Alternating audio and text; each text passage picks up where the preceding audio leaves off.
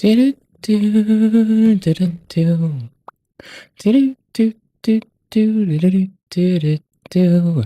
Hey, I'm waiting for the one lens in my left eye to reorient itself. I just put it in because it was a late. I thought I lost it all the way. Okay, so I was in the restroom putting it in, and most days I clean out the sink. Like it's an excuse to clean the inside out of and the outside of the sink, right? Soap and wash my hands, clean it, continue washing them because I just touched a gross thing. But I also have built-in soap on my hands now, so that's like, so I'm cleaning that. And so, okay, I usually do that first. And today, and then I pull the little drain stopper up so it can't roll down there. But today, I forgot to do the drain stopper part. And guess what happened? Oh my gosh. So I pulled it. Okay, I pulled out the drain stopper, as one does. Oh, sorry, let me say I forgot to pull out the drain stopper, as one does. And I am like popping my lenses in because, my headphones are a little bit uncomfy and may as well pop them in for a little bit today and then just take them out and keep that practice of being new to contact going. All right, to check it. My lens falls out of my fucking eye. And then I call my optometrist and I'm like, hey, I lost my lens. I think it went down the sink. Next time you fill these, could you please send away for an extra? Because this has been like a long time fear for me and it's really scary. And, I don't like, I've been scared of this for a while now. And blah, blah, blah, blah, blah, blah, blah, blah, blah, blah. And, I call them, leave a voicemail. They're already closed for the day. But I call them and let them know anyway. And I'm like, hey, when you fill these again, can you please, pretty, please send me with an extra, please? I'll hear from them tomorrow if they can or can't. So, oh my gosh. Okay, so that shit happens. I'm all chill, right? I'm like, okay, I reconciled myself to this new fate. Obviously, I lost them. I'm clumsy. Life is forfeit. JK on that last one. Life is not forfeit. It is for other reasons, but not for that reasons. Hello, Booby. I'm going to call you B. So when you call me Boo or say Boo, I can say B. And people will think we're talking about boobies. Because that's just funny. I thought I lost my lens. It bops into the sink. But mind you, I don't know this at first because I can't see right away. And I'm like, okay, icky. I guess it went down the drain. So I go to the kitchen, I get my bucket. Got a bucket and a mop. And I pull the fucking pipes out of the bottom of the sink because, every time I've been just a little joke. I know a lot of country boys that are like, they think they're all big and tough because they have their power tools. Yeah, meanwhile, my fucking Air Force homie and I used to chill because he and I both had power tools and he and I were the ones that people called. So that stereotype of like, some frail, dainty thing needing some bro to like come around with some power tools is like bullshit. Cause like, first off, I roll up with power tools. I don't need nobody. Secondly, I do the power tool shit for other motherfuckers. Like running Cat 6 through walls, I got you. Installing a TV mount, I mean, I'm really good at putting it in there, but I don't have upper body strength, so hold it steady and I'll gotcha. Or watch me brace it on my knees and take a fucking stool. I'm tall. I can just pop it on a stool. So, that's life. But I take the sink apart because, clearly I am freaking out and I'm like, I call my optometrist and I'm like, hey, I think it's in the sink. I'm just going to clean it. I won't, like, if it's actually in the drain, I'm not going to put it on right now, not like this, but I'll clean it properly first. And please call me back tomorrow. Well, I have to call them back because I do find it actually went in the sink. It hit the wall of the sink. It didn't go down the drain. It bounced back up onto the faucet's handle. Right? It went in the sink. Because, like, here's the sink. I'm like over here popping this one in. And I'm like, boop, you're in there. Okay, good. Ah, shit, you're not. And it falls to the ground or it falls to the sink. It goes in on the left side of the sink and I see it collide and then like My ability to do object tracking just boof breaks. Not played enough shooters recently, obviously can't track objects or predict their path in three-dimensional space. I haven't gamified that as much as I should recently, so that sucks. And, I'm like, I immediately call them, tell them all that bullshit. Go to get my bucket, not the mop, just the bucket. That is some wet ass cabinet, but I also dealt with that. And I pop my sink apart and I have all the pieces down there and I'm like flushing it to be double sure. And I go get my sieve from the kitchen and I'm like, okay, I'm gonna have to boil clean this sieve in like a little bit. So I do that, right? I go through all the work of cleaning the drain out, which there was some hair and dental floss down there. So it's good I did that. But that's like also another tier of what the fuck was I doing with my life, right? Hair and floss? What the fuck? What the fuck kind of sink assassin am I? What am I doing? Trying to commit sinkicide? Destroy the fucking like septic tank? Murder my fucking plumbing? Not trying to, but I think it's what you call plumbing slaughter, unintentional killing of your plumbing. I think that's what I did, like plumbing slaughter.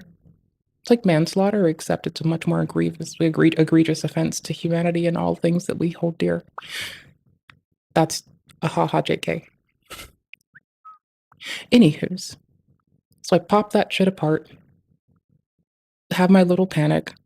I take all the pieces apart, I put it back together, and I'm like, you know what? Double reconciled. It's clearly fucked up. It's clearly not gonna come back. I clearly lost it.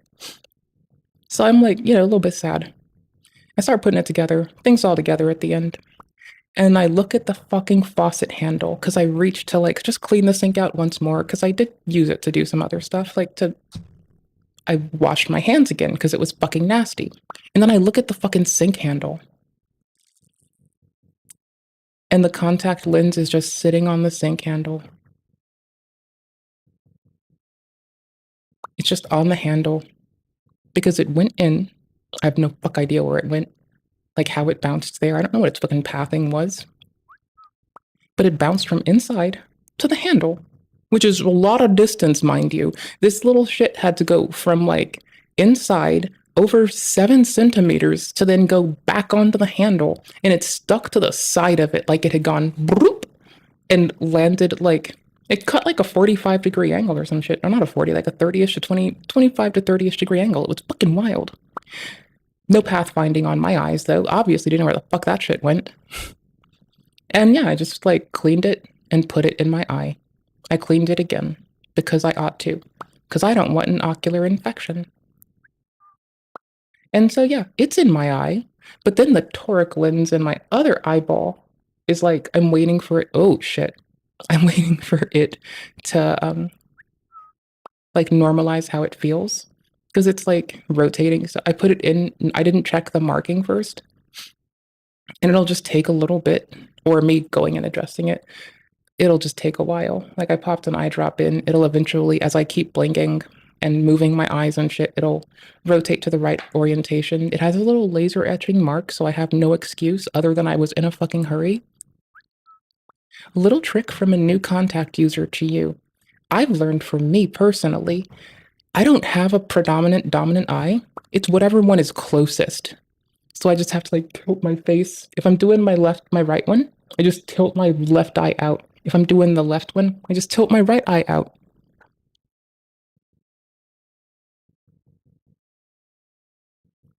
I don't have a dominant eye. I have whatever eye's closest. Ambidextrous, bitch. I'd be a gym at the fucking shooting range. It's a shame I don't like loud sounds, and every time people try to invite me, I have 2 ways out of it. 1, they listen to the I don't like loud sounds part, or 2, I remind them that I'm a dickhead and can get out of that shit easy. What pisses off a lot of gun safety people really, really well that I know is inappropriate, because I've had to like confiscate someone's firearm and give it to a armed service member that's more responsible before because they were like pointing it at their friend being drunk and a fucking goober. So I'm not like an unsafe bitch. I know how to like retrieve and then hand a knife, a gun, what have you.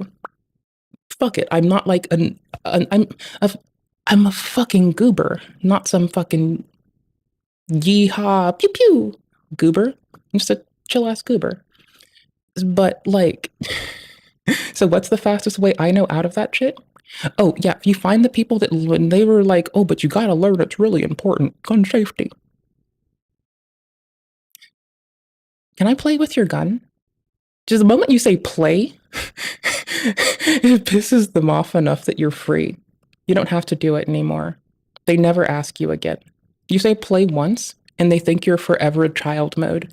Meanwhile, I pay bills, I do taxes, I've been helping people with grief since I was a child. Like, I've had to grow up fucking quick. I knew it was not the way to fucking approach it. I just knew it was a way to piss them the fuck off and make them stop saying, oh, please come, like, negging me to go to the range, bitch. I'm fucking sorry. Try harder. Also, don't actually. Like, what? Motherfuckers.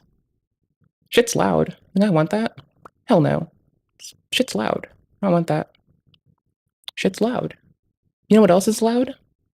Taking pipes apart and then tamping them to make sure they're really, really level in there and prepped.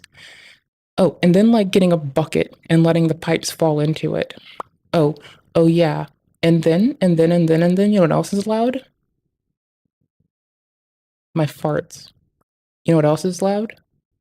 Getting my cheeks clapped by your great, great, great, great granddaddies in fucking Technicolor. Shit's hard as fuck. Goes so fucking loud. Holy shit. It's like getting my fucking cheeks clapped in fucking 8K, but 8K is the audio. Shit's wild. Shit's wild, son. Shit's wild. In Technicolor, yeah. I used to love watching shows that said in Technicolor. Now, in Technicolor.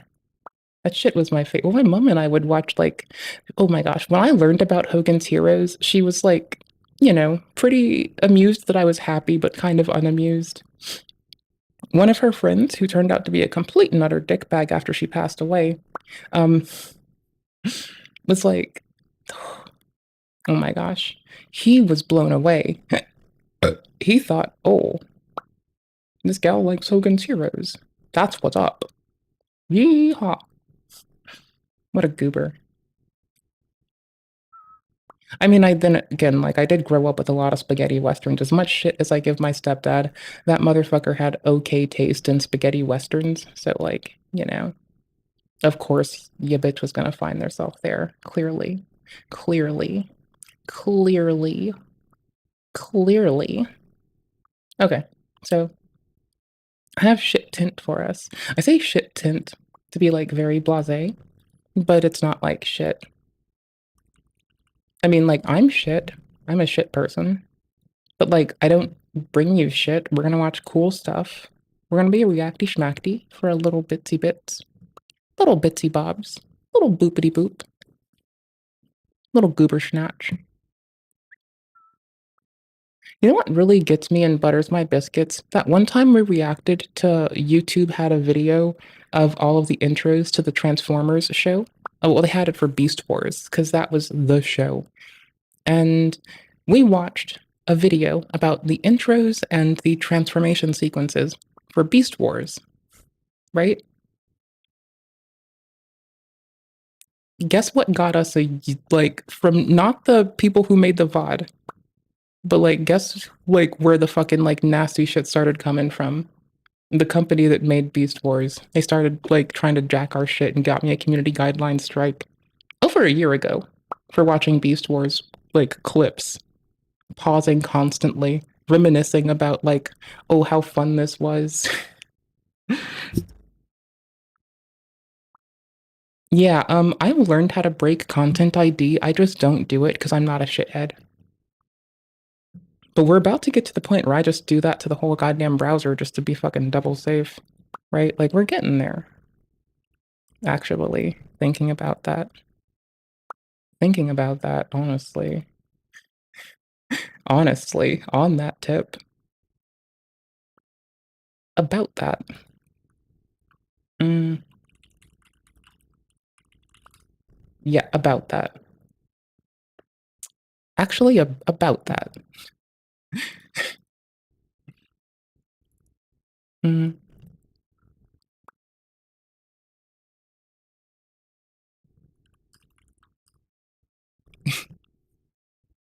I swear to fuck, I'm about to be an asshole.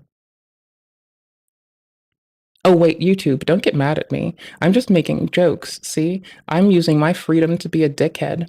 I'm just exercising my freedom to be a dickhead. You know, like I exercise these arms when I fucking whack your daddy's fucking balloon animals, you fucking goobers. I follow the rules. They also don't let me like, oh my gosh.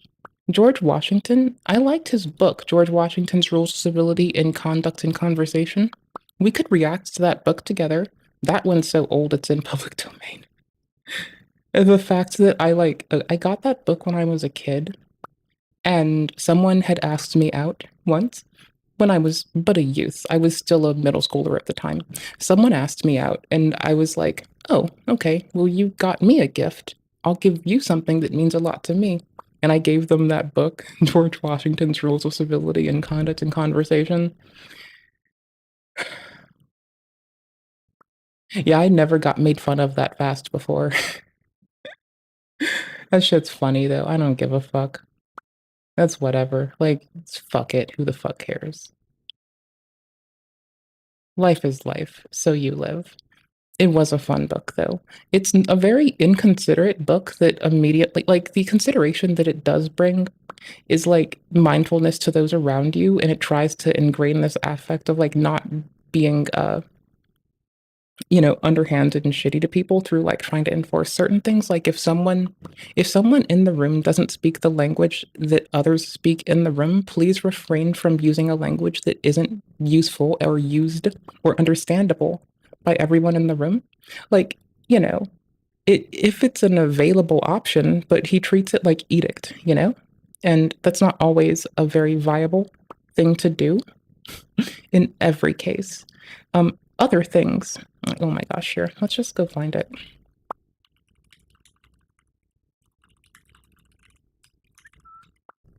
I got this. Give me like 2 seconds. Hmm, hmm, hmm. Well, 101 rules of some bullshit. Is this malware? Did I click on malware? I probably clicked on malware. I do some weird shit sometimes. Let me clean up yesterday's timestamps as well. Holy shit. I want my contact lens to rotate, please. Please rotate. Okay, I'm gonna start putting in the timestamps for today. Because that's fine. We've been here for like 17-ish minutes. Don't click shit yet. Let me see if this is dodgy yet. This might be malware. We don't know. You never know what fucking drive-by malware hits. Just give me a sec. Be done with some sign of respect to those present. When in company, don't put your hands to any part of your body, don't put your hands to any part of the body not usually discovered. So I guess don't cup your cocks. Great. True nothing to your friend that may affright him. Okay, in the presence of others, sign not to yourself with a humming noise. Sing not to yourself with a humming noise, nor drum your fingers and feet. Bullshit, dude. I can't help that. Oh, I shake my legs, and sometimes I do hum a little bit. If you cough, sneeze, howdy, how are you doing? If you cough, sneeze, or yawn, do it not loud but privately, and speak not in your yawning. Then put your handkerchief or hand before your face and turn aside. What about my elbow? I want to do elbow. I want to break the rules and do elbow. Put not your clothes. Put not off your clothes in the presence of others, nor go out of your chamber half dressed. For instance. Oh my gosh. At play and at fire, it is good manners to give place to the last commoner, and affect not to speak louder than the ordinary. Little bro tried sometimes. It's occasionally cute. Oh no, wait, no, that one's the one that gets me. When you sit down, keep your feet firm and even without putting one on the other and crossing them. Yeah, no. No, brother. No. I can't believe someone told me they had a crush on me and I legitimately gave them. I had a red-bound copy of this, and I could not have been any further than like 7th grade at the time. And I gave them this book in turn because they gave me a gift, and I was like, that's really sweet. Harris, the thing that I love. Reproach none of the infirmities of nature, nor delight to put them that have mind therefore. My brain is broken. Show not yourself glad at the misfortune of another, though he were your enemy. That one I'm down with. That's based. Based Georgie Porgy. Let's get it on one of these at least. When you see a crime punished, you may be inwardly pleased, but always show pity to the suffering offender.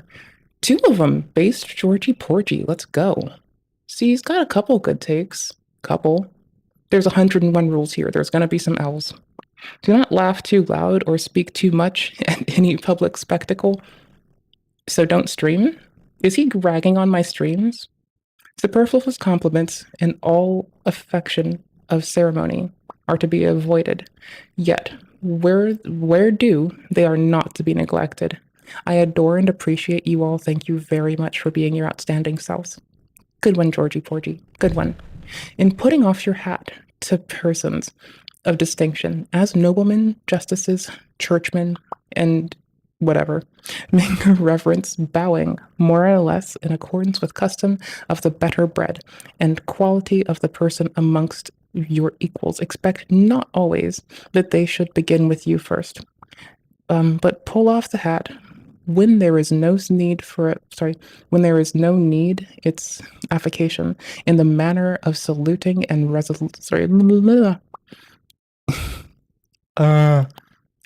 what resoluting and in words keep the most usual custom. My brain is just dead right now. 'Tis ill manners to bid one more eminent than yourself be covered, as well as not to do it to whom is due likewise. He that makes too much haste to put off his hat does not well, yet he ought to put it on at the first or at the most the second time of being asked. Now, what is herein spoken of qualification in behavior in saluting ought to also be observed in talking of place, in taking of place, and sitting down for ceremony without bounds. So without bounds is troublesome. When you meet one of greater quality than yourself, hi y'all, y'all are awesome. Stop, retire, especially if it be at the door or any straight place, to give way for him to pass. Yeah, y'all can go first. Y'all are awesome. In walking the highest, but skip to 6. Just skip to 6. You'll be glad you did. Wear not your clothes foul, unripped, or dusty, but seek they be brushed once every day, at least, and take heed that you approach not to any uncleanliness. In your apparel, be modest and endeavor to accommodate nature. Rather than procure accommodation, keep to the fashion of your equals, such as are civil and ordinary with respect to the times and places. Run not in the streets, neither go too slowly, nor with mouth open. Go not shaking your arms, kick not the earth with your feet, nor upon toes, nor in dancing fashion. Play not the peacock. Look, peacocking has been around for a hot minute, by the way. Play not the peacock, looking everywhere about you, to see if you be well decked. If your shoes fit well, and your stockings sit neatly, and clothes handsomely.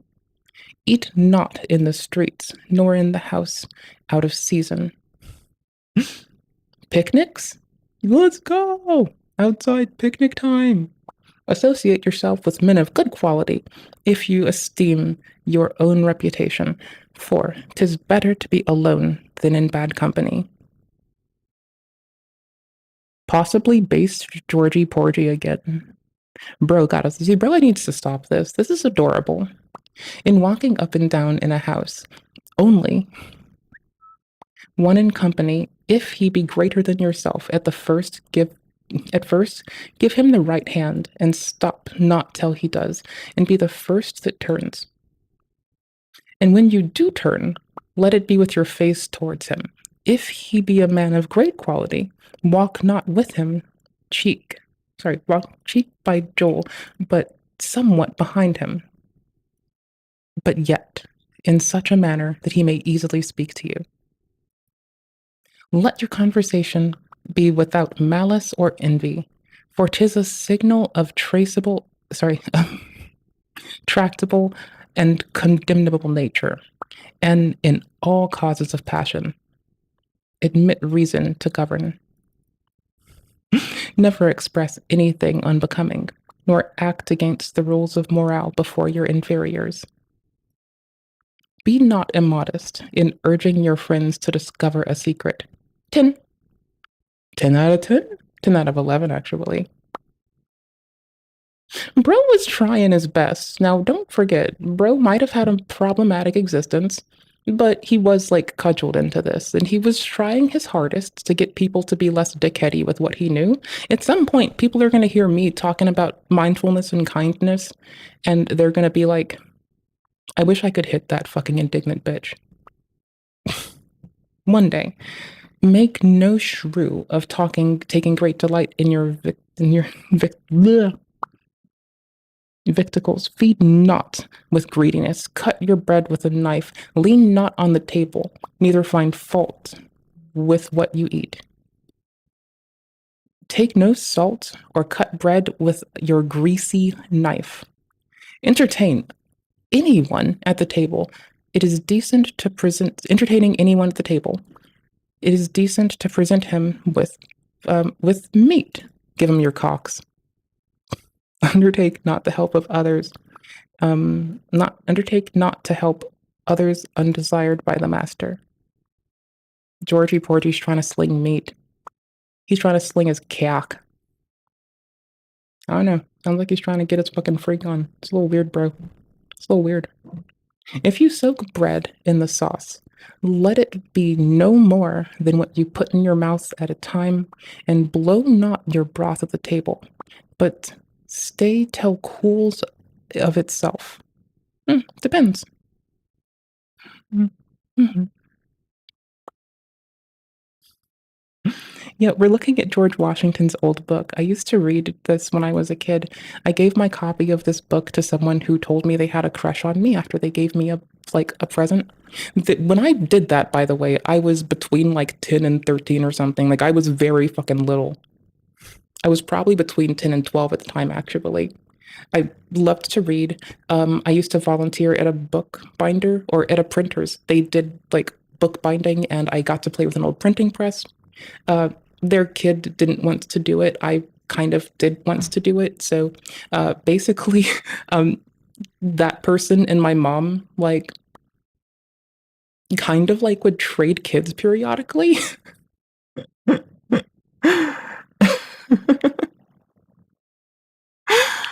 So this person wanted an apprentice, and like he was pretty glad to teach me how to do shit, and I was very glad to learn.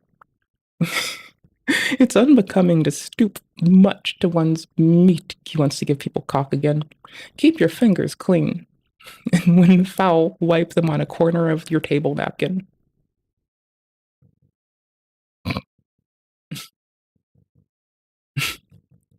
Put not another bit into your mouth till the former be swallowed. Let not your morsel be too big for the gowls. Drink not, nor talk with your mouth full, neither gaze about while you are drinking.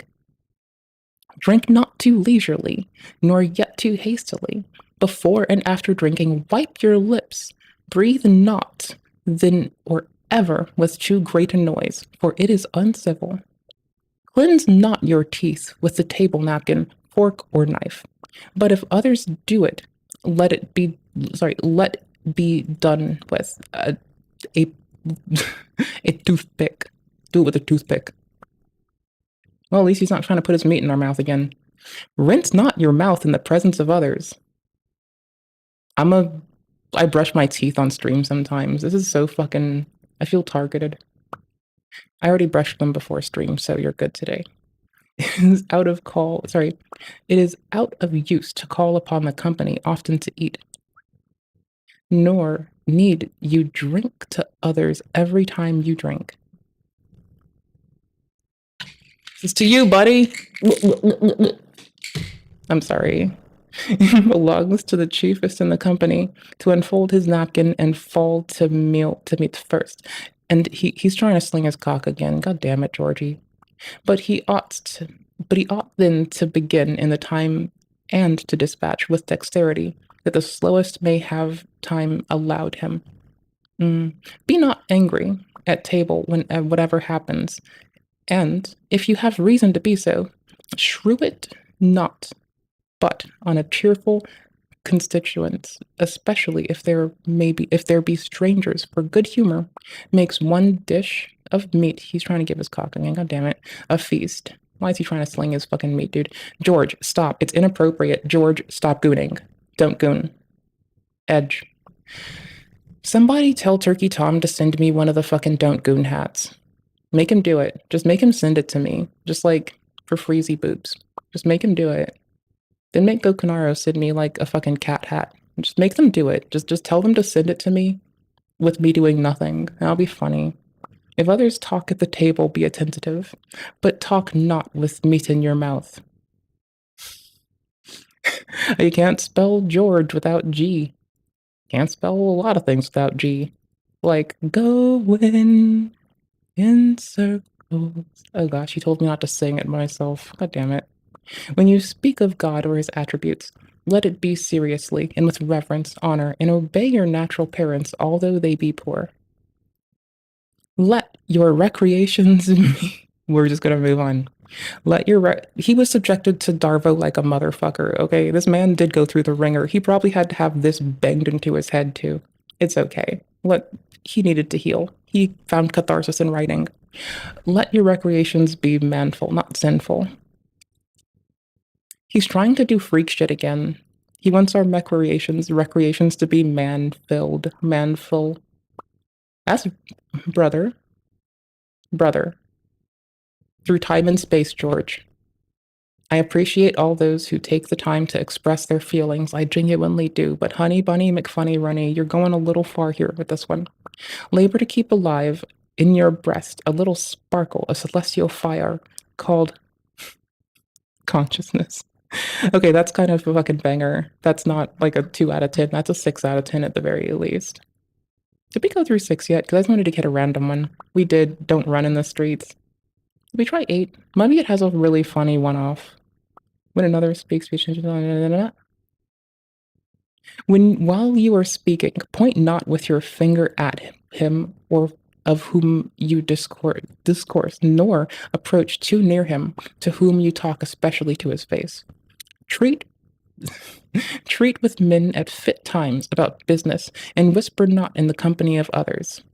It's kind of adorable. Anywho's, we were watching, like, we occasionally read Metal Crow's Get stuff because they are having an AI play Dark Souls PvP sometimes, and it's like, you know, they try to like pop you off onto other reverse engineering people, and I think that is so legit. I like reverse engineering. It's the fun stuff, but this is all like 10 years old. Metal Crows is pretty old too. Not to say that it's like not worth digging into. It's just like, you know. Okay. They're trying to deal with X and Y rotation. I'm assuming you can refactor this to do a lot of other more like seamless ways to interact with the shit. They talk about how to array of distance between AI and enemies over 0.5 seconds periods. The angle of the enemy is off from directly in front of the player and the enemy's velocity. Oh, nice. Attack network inputs. So they're using one for defense and attack separately. This thing backstabs like a motherfucker, by the way. Top priority, stand still on wake up / kick. Fix the mash R1 strategy from working. Thank you. Types of backstab methods. Pivoting on this bitch is monster. Hey, Vess, how you doing? We've been reading this because it's kind of cute. It's in yesterday's VODs. I'm just going to dump you with all of Metal Crow's stuff if you do want to read it. It's genuinely like a quite funny read. Again, there's a lot of people who've been making sure that in the event that FromSoft loses access to their machines again, like when Dark Souls, went down itself, Remastered wasn't accessible for a while. I think a month, was it? Maybe more. Yeah, we have redundancy now through using Steam's networking and direct connections, which is really, really cool. Owie. Oi! And a lot of the things that oh my gosh, I have been reading the FromSoft reverse engineering stuff, like, holy shit. I'm not even kidding. I've been, I actually have this open, like, in Obsidian, like, right now. I have been, like, ass deep in this because you can't stop me. It's just been really interesting of a read. I'm legit looking for it right now. I'm a piece of shit, but it's really fun to read. Did I not put it in my thingamadoodles? Who did this? It wasn't the client. No, not that. What the fuck? It's on Hacker News Network. I remember that much. Eh,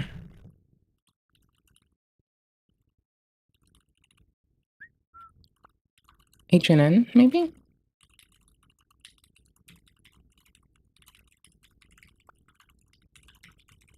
It's been a fun read because I could. Is it this one? Is it this blog? Is it this blog? Oh my gosh. Okay, I'll share it with you. If this is the right one. Give me a second. I know how to check from how they finish their publications. It is. Okie dokie. So between Metal Crow and Luke's work, Luke has handed a lot of cool stuff to Metal Crow. I also found this cool read. I just had to keep reading. Okay. I couldn't stop wanting to know more. Um, how we do UDP, how we manage connections, what it actually makes its TCP connections to. The key that they utilize in doing this, they do it on DS3, but also a lot of the tags are gone. Disambiguating the packet structure, looking at the message headers. It's so fun. It's so fun to learn how shit works. I can't help it. I just have to learn stuff. How to deal with like lovely messages and shit, how we do like attack management, the reliable, somewhat form of UDP they use, how they derived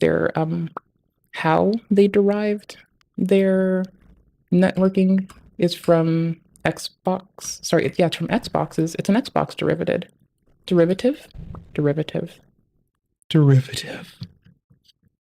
This old 2022 post, but it's not very old, honestly. I just had a very, very good time. Oh, there we go. Yeah, connections, packets, etc. It's again really fun read. 10 out of 10. Would recommend. Um, there you go. I think. Oh, let me put this in. Let me just put the header for it inside of the timestamps if anyone's curious. This and like Metal Crow and Luke's work has been genuinely such a fun read for a nerdy goober like me that just likes reading shit. Okay, cool. We're off to go be silly geese. Chess cheaters got caught. Speaking of people doing shady shit sometimes, you want to watch people cheating in chess instead of just like video games? That shit sounds bananas. Let's do that shit today.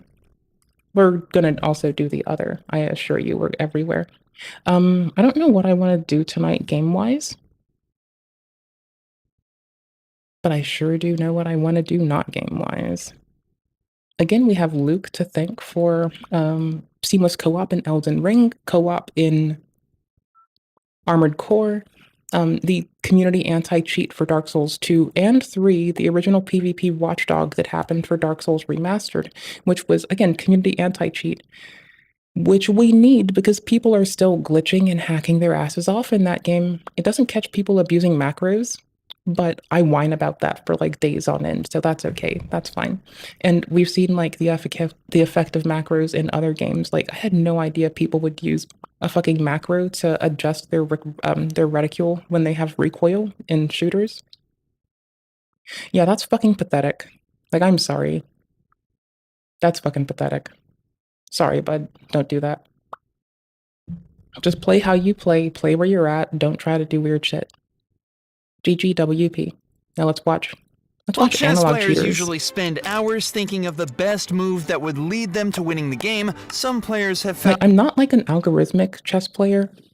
That's not it's just not something I have experience nor the desire to poke all my time into. I do like playing periodically though, but I'm just not one of the algorithmic folks. You can tell me that you know a specific technique. I'm never gonna know its name. I forgot my water.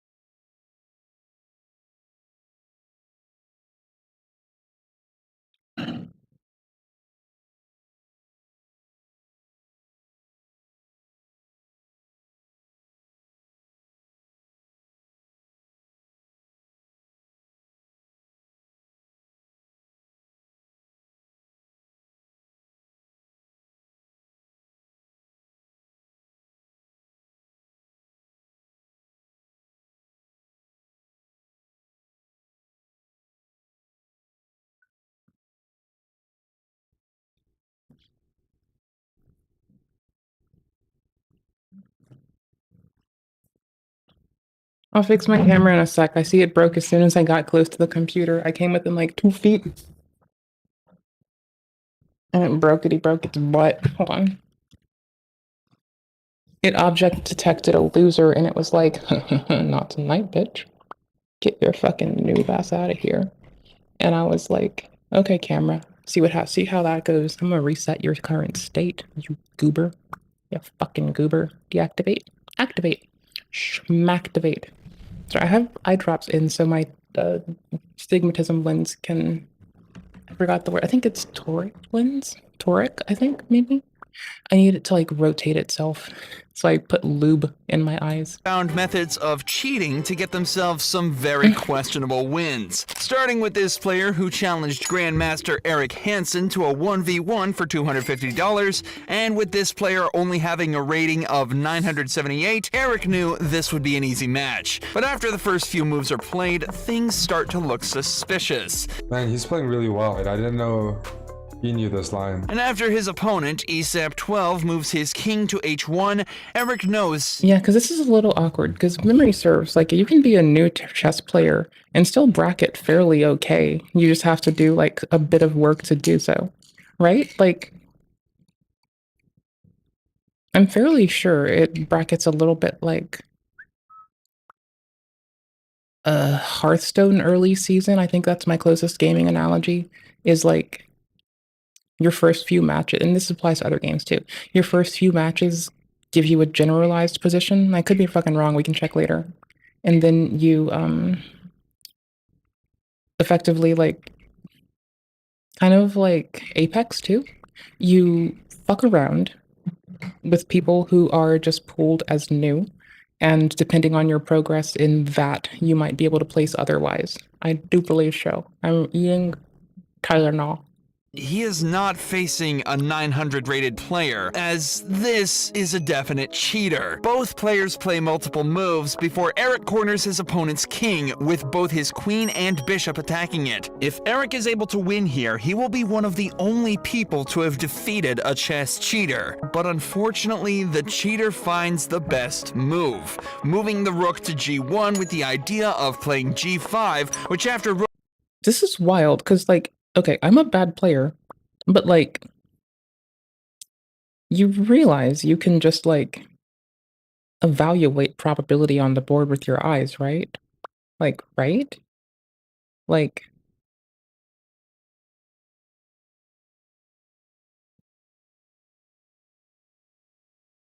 it takes some time, but you can this is why I'm not an algorithmic chess player. It's a little hard for me to commit that shit to memory. But quick evaluations of the field don't have to be that quick if you're not speed chessing it, right? And I'm not sure, it looks like you've been here for 5 minutes. I'm sure you can count down probability of, like, not just probability, you can make a move plot of, like, where everything has a possibility to go and what can collide within one turn. You know? Rook h3 would trap Eric's queen, forcing him to give it up. But No, after I just brute force problems in my head. Eric plays h6, hoping to stop What the g5, fuck? his opponent plays it anyway. An incredibly weird Like, move. After thinking for a long... Yeah, you may not beat your fucking high-ranked person, but it still lets you practice. And that kind of decision solving, much like doing Sudoku or any other kind of puzzle, is a thing you have to train, like neuroelasticity. The way to quickly pick up new tasks and learn. It's not just some magical thing that some people are good at and some aren't. It's a trained response. That's why I'm so afraid to let that drop in myself, because it's an easy thing to maintain, but it is really hard to build. But they can just build it. Task by task, object by object, game by game. Vess, your brain is not smooth. People who do have smooth, like, literally, have a physiological abnormality in their brain that results in it being smooth, need lifelong care. Get off their nuts. Long time, Eric takes the pawn You just don't give a fuck. There's a difference. Just accept you just don't give a fuck. with his bishop. Easy peasy, bro.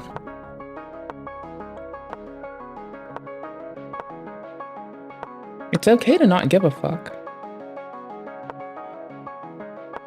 See, it's gonna move and then king is fuckied. Oh, After which, okay. the cheater creates a huge attack, cornering Black's king in the sight of 2 rooks and a queen. The cheater plays queen a2, threatening to checkmate Eric's king, which Eric defends before having to give away his queen, and after a few misread moves, the piece ID loses to notification. queen e4, checkmate, as the king has no squares to move to. After the game, the opponent was shown to have a 97% accuracy rate, and soon was reported and banned from chess.com. But what happens when a cheater like ESAT plays against the best player in the world? As when world champion Magnus Carlsen was playing online on a live stream, a player named Alexander K would challenge him. And while looking completely normal, this player would be secretly cheating. Magnus starts the game by moving his knight to g3, which Alexander responds to by moving his pawn to f5. After a few more moves are played, the game turns. So are they generating a wide array of probability clouds to decide which, like, I'm assuming it's not just single pass and they just like presume the next efficacious from this, but they're likely doing that and envisioning a response. And that's just like 2 moves ahead, and that's like totally fine. They can just train themselves to do this, right? Like, because they know what they can, like, you're eliciting a response from someone else. It's not like the worst thing ever, dude. Like, you've got this. Also, you can take that real quick. Into a And variation murder that bishop. Put that bishop under pressure. Let's go. Of the Dutch opening. But Magnus is no stranger to this. Oh, I'm not afraid to fucking shed pieces just to, like... And after Alexander takes his pawn, Magnus follows up with bishop d3, attacking the knight. Alexander defends his knight, and Magnus exchanges the knight and the bishop, after which... You know what I'm noticing is a lot of the moves on this Alexander K person seem to be about the 5-second mark, right? And this person's splay is between 2 and 10, biasing more towards, like, I guess 3 to 7-ish, maybe? Queens are traded off. While Alexander is a cheater, Magnus Carlsen is the real engine here, knowing endgames better than any human.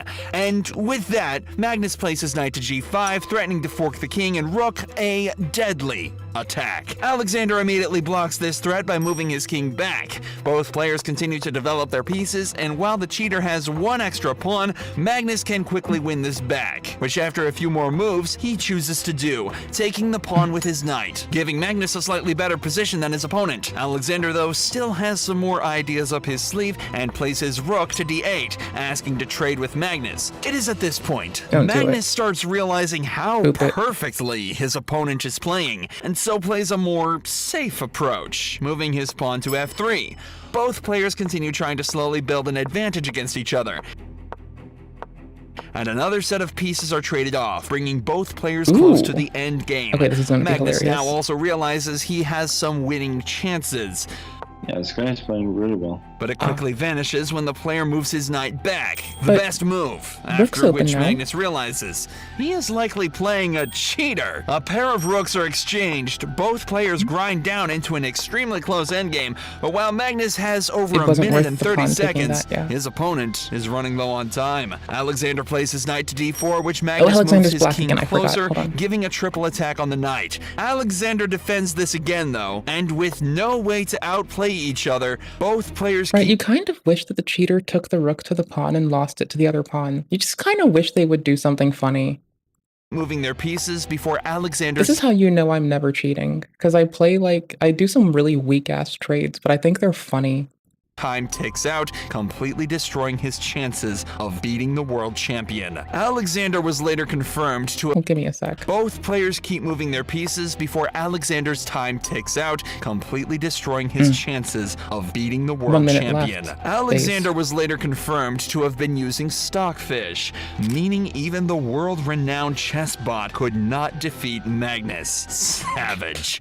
But this next game would be much crazier, as during a charity event, world champion Viswanathan Anand would face a player cheating online. This was Nikhil Kamath, an Indian billionaire who became one of the richest men alive after founding the company Zerodha, and his next opponent would be What in the Elon type shit is going on here? You got billions of dollars. Are you blowing it on GPUs to win chess games for you?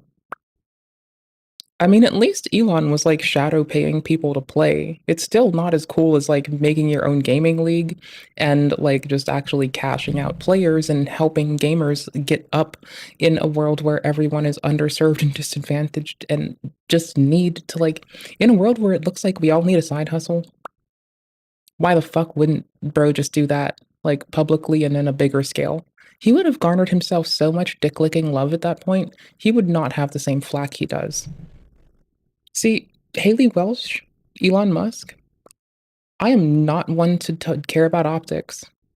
Just let me do your optics for you as a volunteer project because I get bored. Anand. Come Now, on, Nikhil do it. has an online rating of 400, got you, meaning Fifth. that I got you. statistically, his chance Come of on, beating fuck. Vishy is non-existent. But as both players keep moving, it becomes obvious. Nikhil is a lot better than everyone would have thought. However, things start to look suspicious as, on Nikhil's webcam, he seems to keep looking at something on the side, which is a clear sign that he may be cheating. Still, Anand has an advantage.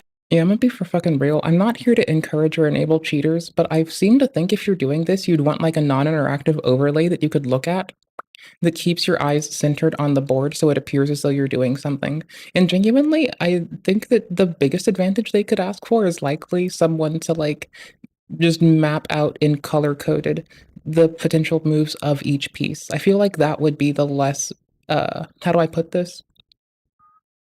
The less shit way to go, you know? The Vish is gonna fucking do it. Do it. Do it. Also, hold on. The trades have been equal up until now. Hold on. In the game, having an extra pawn on the Because, board. like, if anything, I genuinely just imagine color coding potential moves to be more efficacious and less obvious than this. And again, if you do this, I'm gonna make fun of you.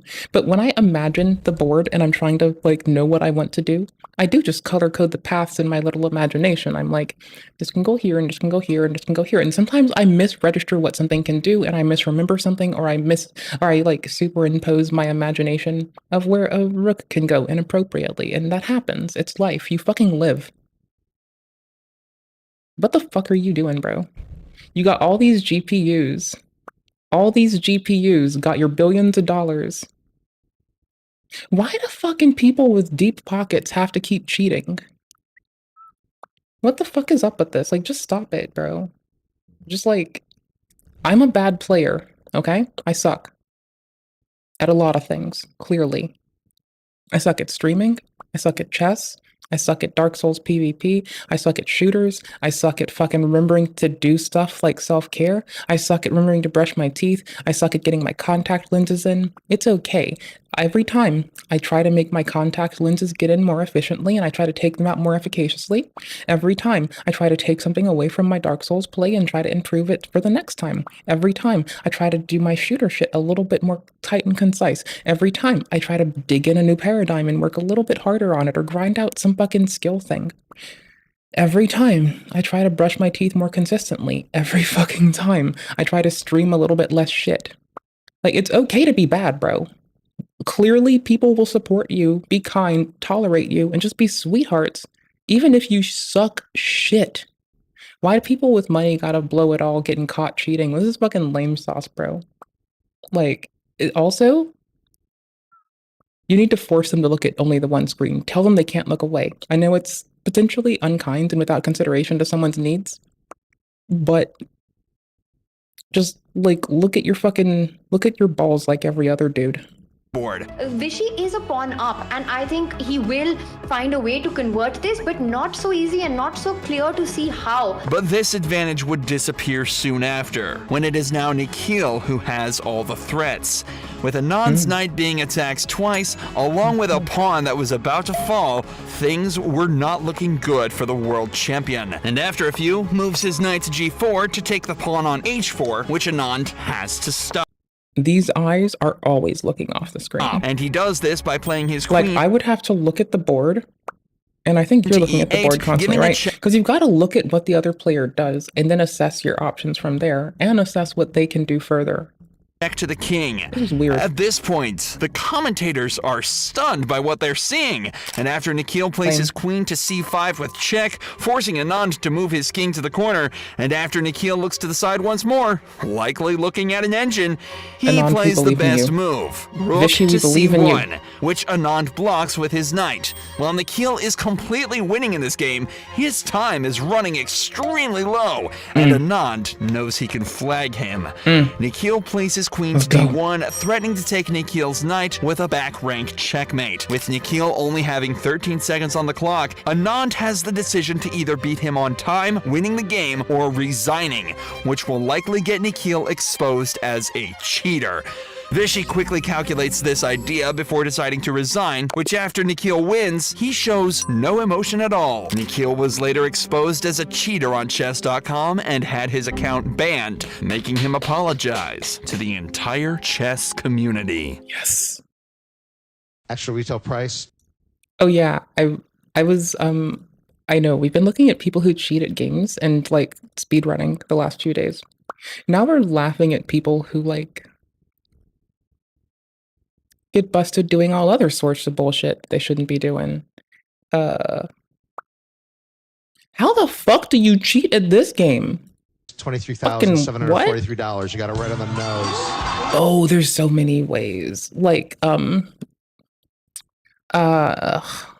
not implants, but like people having like little microphones that have been colored and covered up to like be close to them and then use the vibrating your tissues part from your diaphragm to your ear, people signaling with Morse, let's see, people mouthing it in the audience, which is really obvious, and I find it hilarious when they get caught for like lowbrow shit like that. That's very funny. Let's see. Like, I don't imagine anyone's gonna get busted for poisoning the question pool on a thing like this. Maybe someone's gonna throw a game, because like someone could be doing betting. That would be unexpected, because I literally don't feel like that would be a thing someone would do. I mean, I just rat on them to the game organizers immediately. Like, I'd be like, they approached me doing some shady shit. I'd go to whatever commission runs it. I'd go to the organizers. I'd tell both of them. I'd tell the feds. First one to not do their job and take it seriously. The others could clap that fucking ass too. Fuck it.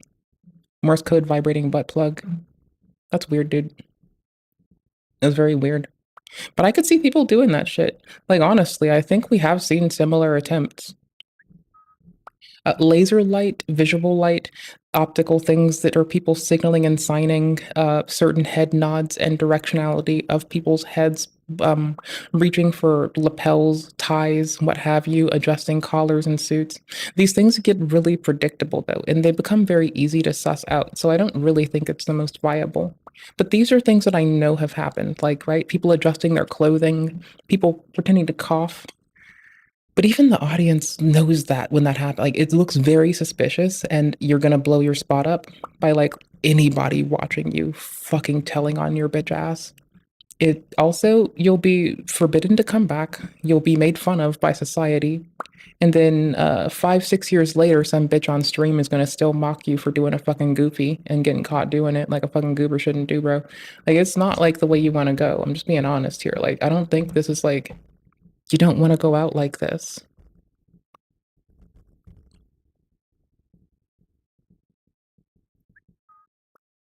Let's see. Balloons in the crowd, possibly. Like, I think one that would blow my mind and be like, I think very efficacious would be like a group of balloons in the crowd of different color or arrangement and ducking them down to indicate Morse, for instance. Like, that might be viable, but I highly hope no one has done something so weird. And again, in post-production, you'd expect that they're so used to cheating in this game that there would be a camera facing the audience, not just for the laugh tracks, but for the sake of like auditing the audience, because why would we trust them? People have had access to small computers. People have had access to pagers. I don't think anyone has tried to break the security of the devices in front of them, and I don't know how well bringing physical devices is going to work. And I know, there's the person that had a fucking thing signaling them on their toes. They had something around their toes. In terms of people using things in their like rectal sphincters, we also see a history of people trying to break lie detector tests, which are also bullshit and not directly admissible in court. Usually the thing that is that people fess up to the polygraph examiner and they rat on themselves to the examiner, who can then make that attestation in court under oath, you know, because they'll be like, I mean, I kind of did kill my wife, you know, and they'll say that shit. Or, you know, yeah, I imagine that if we're going to meme on anything, it could be like somebody being like, yeah, you know, I kind of did pork that fucking family member that person was talking about, you know, and then they get like busted because they told the fucking polygraph operator, who can be sworn under oath and then attests to what they were told. But, you know, people also using devices by their toes inside their shoes, computers dictating Morse on the toe have been a thing I think people have used in cheating. Let's see how bad this goes. Let's go. Hey guys, and welcome back to Spacebound. In today's video, we'll be taking What was that first one? Hold on. Hey guys. One number, sorry. A number 1 followed by 100 zeros is also known by a googolplex. A number that is to take up if all of the matter in the universe were reduced into ink, Graham's number. My favorite measurement is definitely a fucking picometer or a millimeter, I think. I like little measurements. I'm sorry, I like tiny measurements though, they're really fun. You know, I like small measurements. Hey guys, and welcome back to Spacebound. In today's video, we'll be taking a look at some of the smartest cheaters in game show history and exactly how they managed to sneak away with their winnings. 336, Mike. I imagine there's a gaming commission that governs this though, and the feds come after them, Wouldn't you? Don't the feds come after you for this shit? Which, by the way, should be enough of a disincentivizer. Like, I'm sorry, bro, but like, they got work to do and they're gonna get their paycheck by putting you away. Like, what? Like, I'd hate to be somebody doing crypto rug pulls in the year 2025. Like, yeah, they need to realize the wheels of justice move goddamn slow sometimes. 6 weeks for them to pick up protesters is nothing compared to financial crimes and the speed it will take for that to catch up and how heavy that'll be. And we love reading the DOJ. Indictments are a motherfucker. Those things might take 10, 20, 15 fucking years. Maybe less. Depends. But like, holy shit. Sometimes people just need to like expect that like, you get away with it in a moment. You don't get away long term. And you think you're doing it for your family, they're gonna lose everything. They're gonna lose everything, get that house taken. They're gonna fucking take the house. They're gonna sell it. They're gonna do everything to take your shit. Don't do it. Just don't do it. That is a pretty facial hair. Like, that is a pretty little accoutrement of facial hair. I especially love the differing shade here. It dithers quite nicely here too. I really like that. That's a very beautiful like set of hair. I like that. Also, the eyebrows are beautiful on this one. At least some of them. Let's jump right into this one.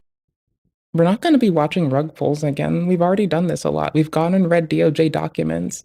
Last time we went and read the DOJ, it turned out that someone was like, you know, ended their life to escape punishment because they did it for their family and they were so ashamed and afraid of what the punishment would be that they didn't see another way out. It's heartbreaking. Okay, it is heartbreaking as fuck. Like, it is Up first, really we've got a man by the name of Charles Ingram. Getting away with cheating us out of £1 million was going to need a mastermind with a cunning plan and a genius accomplice. The former British Army major gained infamy in 2001 after September 9th and 10th appearances on the popular game show Who Wants to Be a Millionaire. Ingram played his way all the way through to the final round and ended up winning the maximum amount of money possible, £1 million. But it could be a gigabit. No cost there, right? Besides, I'd rather just like work my 9 to 5 to pay bills. Like, I don't need anything more than to pay my bills, pay taxes on time and shit. Like, I just want to like pay the feds, pay my bills, keep the electricity on so I can play video games. Yeah, that's all I give a fuck about. I don't want nothing extra. That's just weird. Like, more money, more problems, goddammit. Holy fuck. I don't want that. Either. I don't think it's a Megatron. While playing, Ingram would take full advantage of the show's structure, talking out loud to himself and going over each answer multiple times. This didn't seem out of the ordinary at all because multiple contestants on different game shows have employed similar tactics, and Millionaire's host even claimed that the checks signing afterwards seemed perfectly normal and nothing out of the ordinary had taken place. However, controversy sparked once one of the producers of the show got their hands on the footage to edit it together for TV and noticed that every single time Ingram said the correct answer out loud, someone would cough in the audience. Diana develops a nasty cough of her own. A1 or Craig David. See, it can't be all the same person. That's one of their typical failings. They have the same person do the same thing. I'm not trying to encourage cheating, and I would really deplore it if someone tried.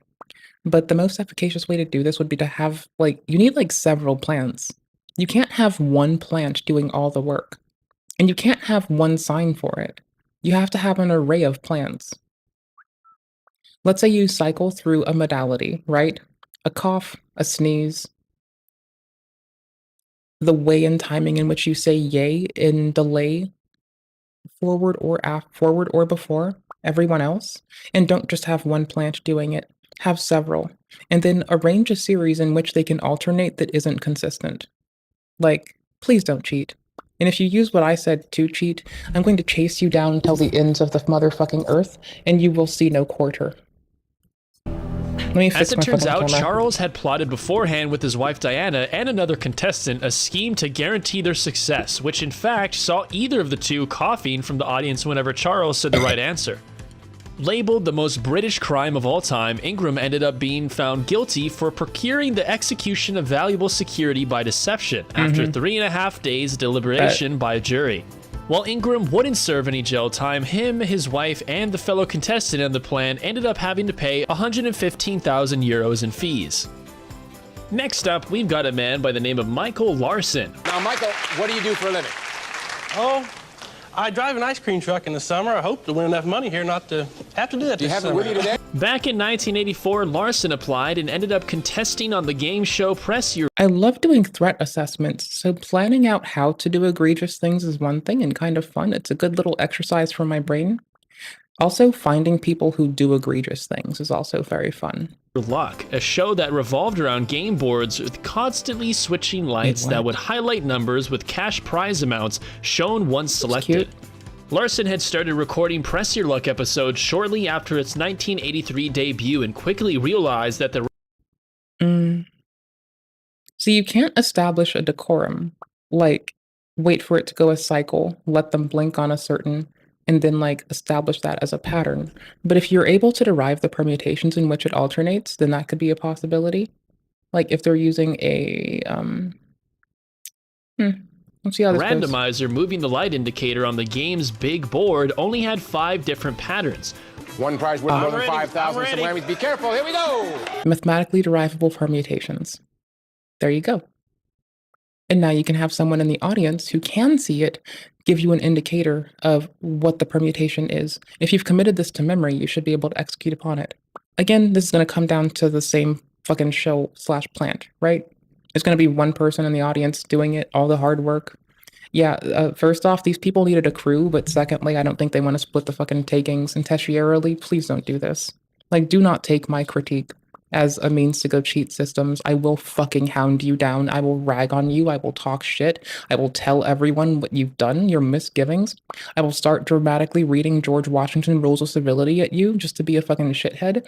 Oh, and I'll also clown on your bitch ass because you knew better because you heard it from my bitch ass. So you'll see no quarter. And I will clown on you until I get old, decrepit, tired, and possibly die of old age. You'll be a bitch, bro. Don't do it.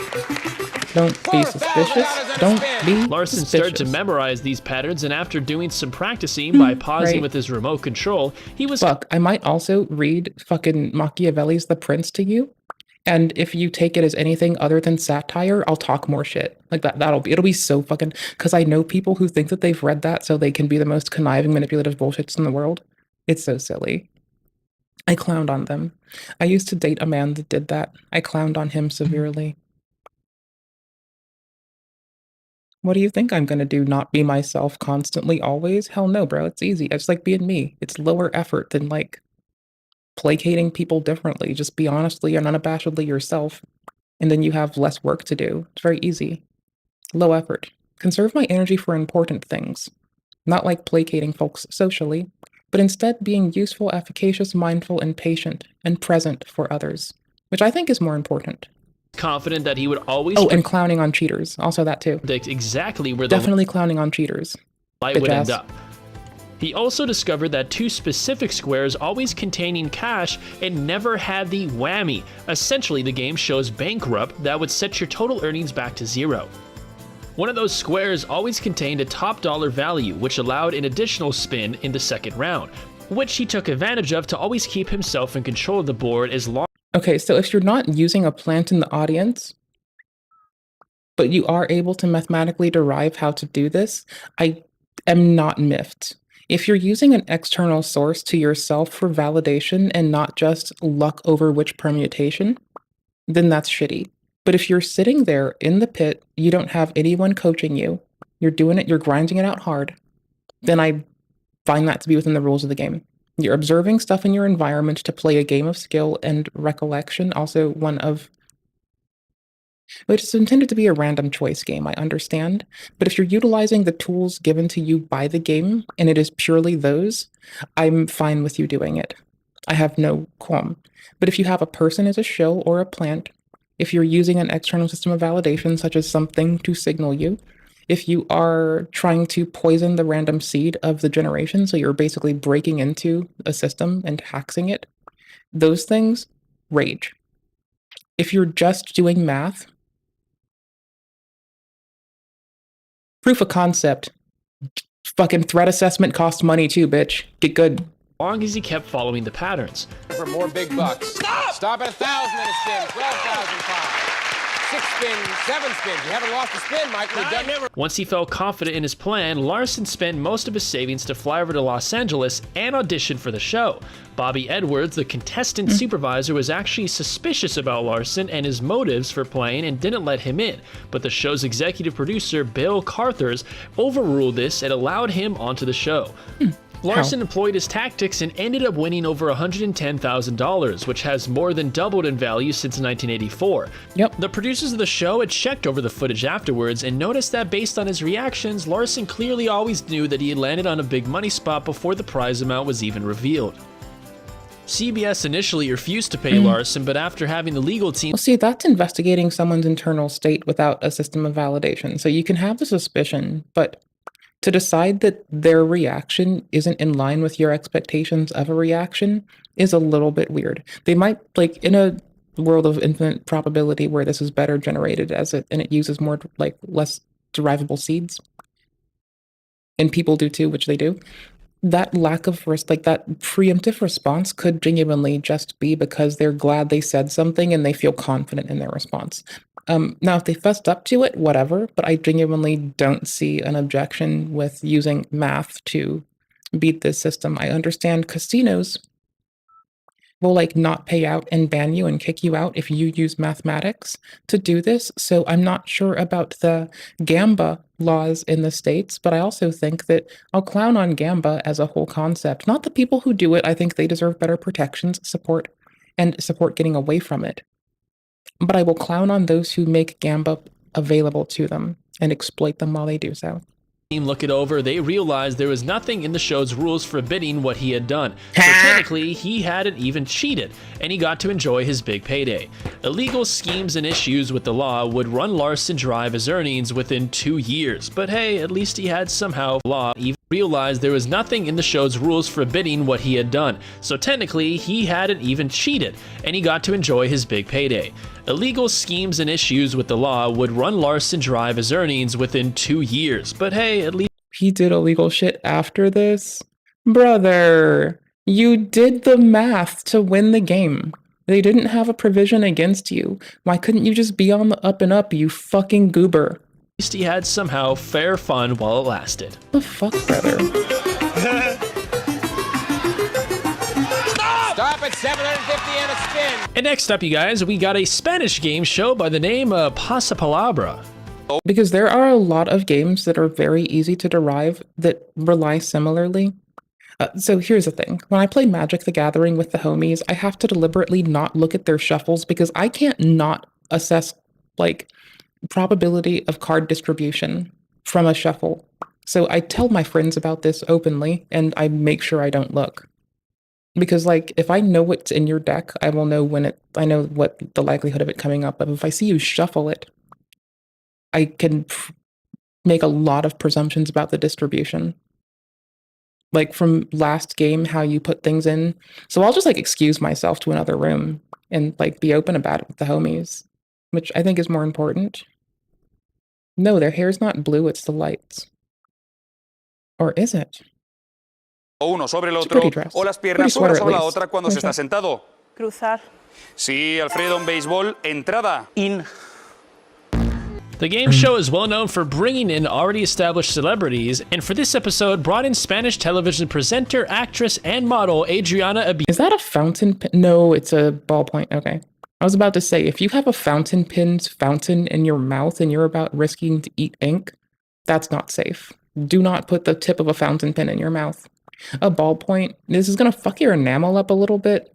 At least it's not like a fountain pen. No, we'll live. Bina. Una bendita. Yo ya me planto con una ya experimentado lo que es ser mamá y me parece que es una experiencia muy muy chula. During one of the game Eyebrows on fire. Did I mention those eyebrows are fucking fire? And the lashes too? And the fucking eye art. Do you see that eye art? That eye art is pretty. Look at the eye art. Hold on. Look at the eye art. Holy shit. Hold on. Are we max res default? Or max res default, bitch. Let's go. Look at this eye art. Look at the fucking precision on this one and how you cover it up with the other. That way we don't see if it's not consistent. That's brilliant. That's truly brilliant. Eyebrows, pretty. Eye art, pretty. I like good simple eye art. I don't like anything too gaudy or effortful. Not really, like I'm not saying other people's eye art is gaudy. It's just I don't like effortful shit and I will talk shit because I don't like putting more than 5 minutes into it sometimes. And I do just like, that's about the most I would do. That's the most you get out of me. Blush on the other hand, you can go fuck yourself. I'm not putting 5 more seconds into it. Lo que es ser mamá y me parece que es una experiencia muy muy chula. During one of the game show's particular segments where contestants had to try to guess the tune they were listening to, Adriana was doing. There's eyeshadow now. Too much effort. Couldn't be me. Still well assembled. 10 out of 10 do approve. Doing suspiciously well, all while before people realized she looked down towards her lap before getting the answer right. As it turned out, Adriana had her phone open in her lap with Shazam, the app that automatically tells you what song is playing. ¡Fuera, fuera! Yo creo que deberíais darnos los puntos directamente, como anteriores. Escucha, pero eso lo comentamos antes, pero lo comentamos de coña. No. Well, doing exactly that. This one is admittedly a lot more lighthearted than the other entries on this list, with the host joking it off and even commending Adriana for such a brilliant strategy. I mean, for real though, yeah. It's very lowbrow, and honestly, a more appropriate way to deal with that would be to like, you know, force your phone to turn off when that happens. Like just hold the power button as you relinquish it to the judge. But, you know, that's whatever. Just be like, it's your fucking... Like just be like, this is my little soothy tool. But you know what? You were open about it. The host was able to joke about it. That's also really good on the host. Like that is fucking epic. Being able to just roll with the punches and go. That's some cool, well fucking handled, good stagecraft. 10 out of 10. We fucking love that. That's fucking And up nifty. next comes a man by the name of Charles Van Doren. Names a fermented milk food. At $2,500 a point. The category is boxing. High pressure with big stakes. Way back during the boxing? Well, I'm not good at putting fucking gift wrapping onto shit, so I'd fail. 1950s, one of the most popular game shows was named 21 and features a similar concept still employed today where contestants can keep coming back every episode as long as they continuously win. Well, after Man, that showrunners despised, had kept winning and winning, they decided to sabotage his streak by bringing in Charles Van Doren, giving him all the correct answers beforehand, and having him finally dethrone the former king of 21. Oh my goodness. You want me to name the second, third, fourth, fifth wives, and what happened to all of them? The showrunners liked Charles' demeanor and telegenic look so much that they wanted to keep him around on the show and intentionally helped him break the former champion's winning streak. Charles would go on to win every single episode of 21 for 2 entire months, being fed 21. No, not savage, just meme. the answers beforehand and ended up winning just shy of $130,000 in earnings, which by 2019 equates to over $1.1 million. The predetermined streak would be a big success for both parties, as 21 would see the most intrigue and highest ratings in their show that they've ever seen before, while Charles will go down to become the most famous and even make it to the cover of Time magazine in 1957. After having enough living with the lies, however, Charles came out with the truth about being given every correct answer he ever gave on 21 beforehand. You like it? You'll have to tell me rather than He divorced her. He did. You're right. Finally, the fifth. The fifth. It's one more.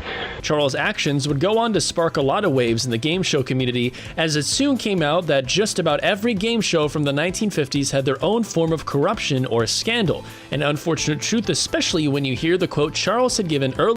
It is always fixed for the house, not Dr. House. In a string of victories when suspicion over his legitimacy was questioned.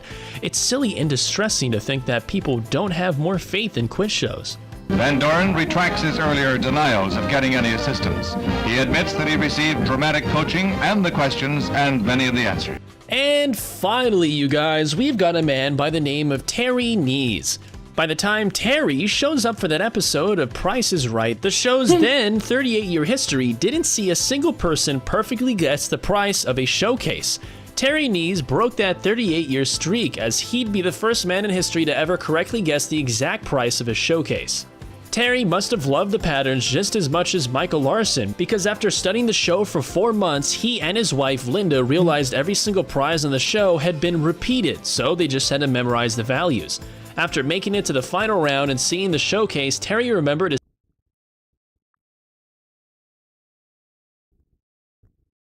My grandmother and I would watch that show, and I would sometimes get things accurately. And not just are things repeated, but you can occasionally derive the approximate price because you just know what people pay for things. Also, like, it just consumer market awareness, I suppose, you know? his studies and figured the retail price must have been around $23,000. $23,743. Wow. That's a very exact bid. Good luck. Sharon, here's your showcase. Given how the Price is Right works, the following numbers were pretty pointless to memorize, so Terry simply picked his wedding date and his wife's birth month to fill in the last 3 numbers, with April 7th and March giving him $23,743, the exact price. His explanation to Drew Carey afterwards led the show being almost completely changed, with an all-new showcases and prices to ensure this kind of quote-unquote cheating never happened again. Although, yeah, I'm presuming there's no rules against it. Like, it's a failing of the show. It would be like if Antiques Roadshow, like, started docking the price by $10 every time, and you just wanted to show them up by being like, no, no, no, and here's why. just like Larson. Yo, can we react to Antiques Roadshow? Is that shit fucking in the public use yet? I want to react to Antiques Roadshow. Can we do that? And Terry got to keep his money, as no rule banned this method at the time. $3, you got it right on the nose. You win both showcases. Hasn't happened. Okay, that's not cheating though. That's just like, the house always wins until they don't. That's not cheating. That's like a misadvertisement of what the fuck this is. This is just being proficient at deriving fucking patterns from a system and exploiting something that is clearly laid out in front of you and not obfuscated. Like, this is just not cheating. Like this and the other person memorizing the computational arrangements, computationally memorizing the arrangements of the pseudo-random distribution of the prizes on the other thing, not cheating. That's just being good at the puzzle. 72 or 73, right in the And with that being said, that concludes 5 Smartest Game Show Cheaters Secrets Revealed. Not cheating. If you've enjoyed the video, please make sure to leave a like on it. Also, comment down below what your favorite part was, or if you know any that we didn't mention That's here. not cheating, Also, honey. don't forget to subscribe with notifications on to never miss more awesome content like the one you just watched. But besides that, you have yourselves a great day. Mitty titty. Larson didn't cheat. The game people were the cheaters. They cheated him by wasting his time and winnings figure fighting the payout based. Michael was legit. Studying a pattern isn't cheating. If they wanted to avoid this, they truly should have made more random, not predictable based. Both Terry Nees and Michael Larson, they didn't cheat. They studied. How can anyone say that doing your homework beforehand is cheating? In quotes. Yes, yes, yes. Base as fuck. It's like some kid taking a test in school. Like, okay, you can put, like, if this is cheating, what the fuck is it when banks get bailouts? Hold that thought. It's like some kid taking a test in school and getting a top grade and being accused of cheating simply because he knew the material and studied beforehand. Yes. Larson didn't cheat. It's the game's designer's fault that she designed a flawed, memorizable pattern. This is not cheating. Agree. So if memorizing is cheating, then we all cheat in school, right? Based. The cough scam had to be the stupidest way to cheat. I'm surprised it wasn't immediately obvious. It kind of was, though. Like, it took an editor with, like, 2 seconds out of the flurry of the moments and some fucking, like, and just looking at the fucking material. Easy peasy. If it wasn't the wife that was on the spot of the other people in the audience, they might have gotten away with it. Exactly. Distribution of your shills / plants. That's all it takes. They're right. Larson was 100% legit. He used his mind. Based. Neither Larson nor Ness were cheaters. Taking advantage of patterns or flaw in the game show itself is not cheating. Exactly. I agree that Michael Larson and Terry Nees, because if that's cheating, what are you calling our speedrunning crew? Like, they're lovely people. We like them here. Challenge runners will get it. You fucking kick ass. Y'all aren't cheating just because you fucking, like, use something inside the system to manage the system. It's when you bring external tools to the system that sometimes that may be raised. But using things intrinsic to the system itself, we give way for that. Just consistently, traditionally, and as well as practically. It's bullshit to say it's cheating. Fake. We're gonna say it. Calling everyone here cheaters is fake news.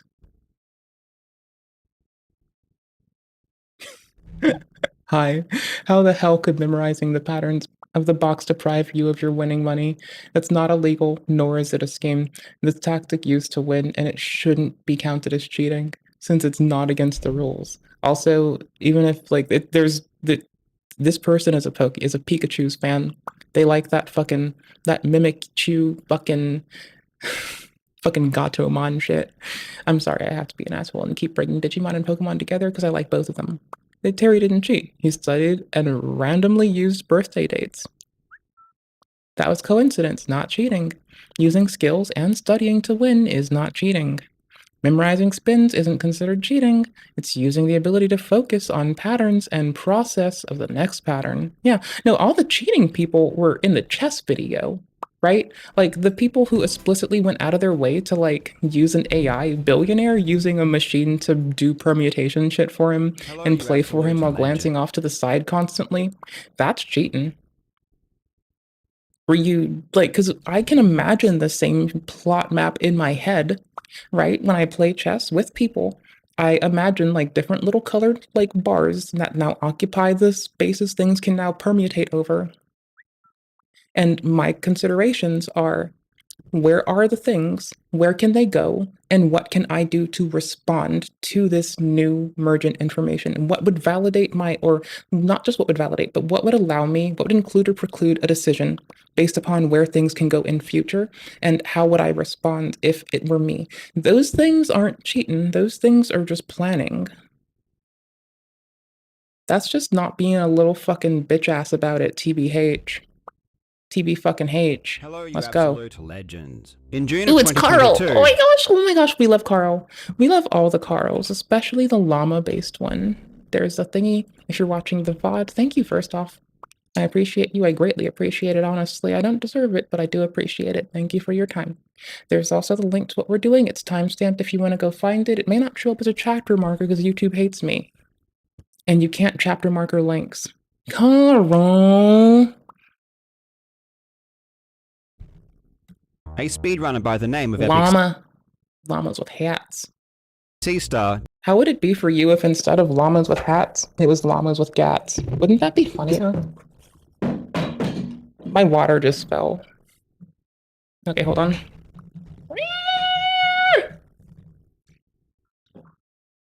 Bum bum bum bum ba bum bum ba bum bum bum bum bum ba bum bum ba bum bum bum bum bum ba ba ba bum bum bum bum ba ba bum bum bum bum ba bum bum ba bum ba-rum ba-rum bum bum bum bum ba ba ba bum bum bum bum ba ba bum bum bum bum ba bum bum ba bum.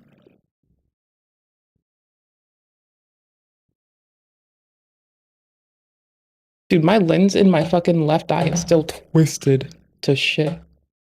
Or is it left eye? Huh? Oh yeah, my left eye is still a twisted lens. Okay, I'll fix that later, or it'll just like... Yes, I tried to just twist my lens through my eyelid. I'm not gonna put it in my eye right now. My hand's in my eye right now. That's nasty.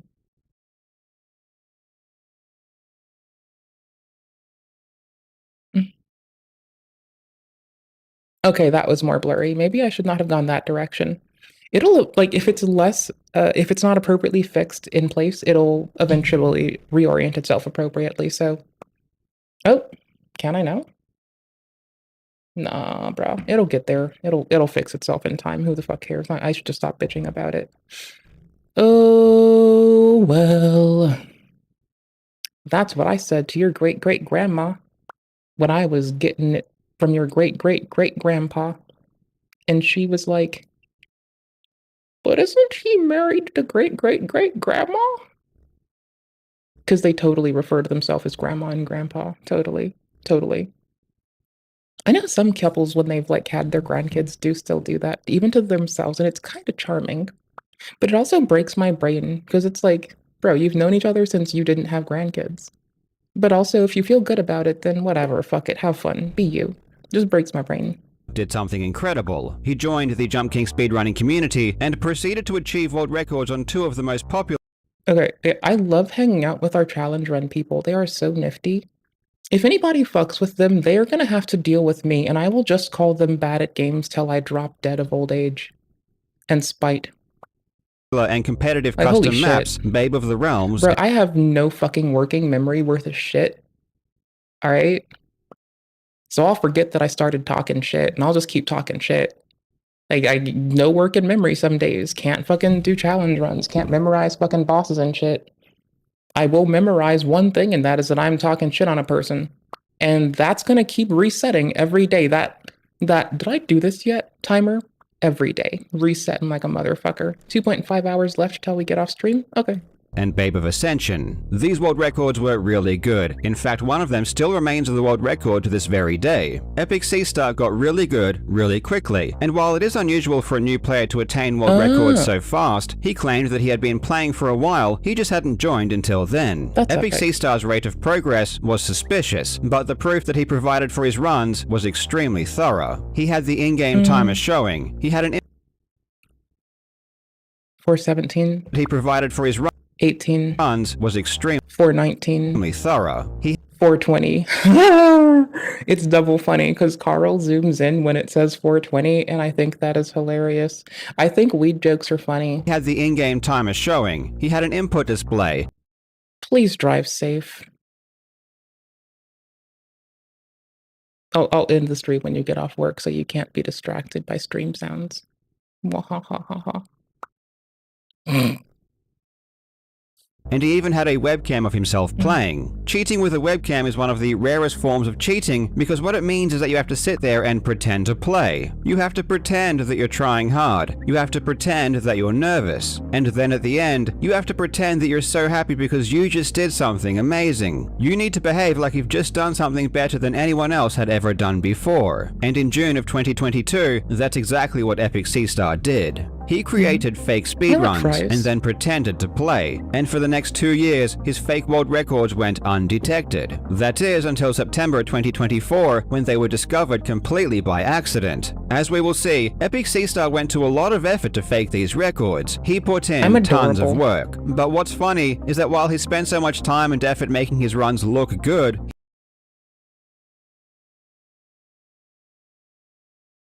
My lens is sitting in my eye so weird right now. he neglected to do the most basic checks any cheater should do in this game, and some of these simple mistakes he made just boggle the mind with their stupidity. After the first discrepancy was found, it was an avalanche. Adorable is derived by the comfiness of one's PJs.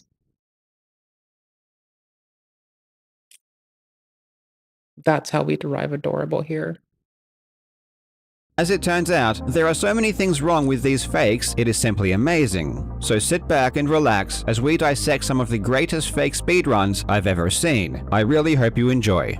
Woo! I will. I now, love watching Legends, this cheaters video get is sponsored shit. by the military online game War Thunder, and when it comes to Okay, now, here's a little thing we need to cover really quick.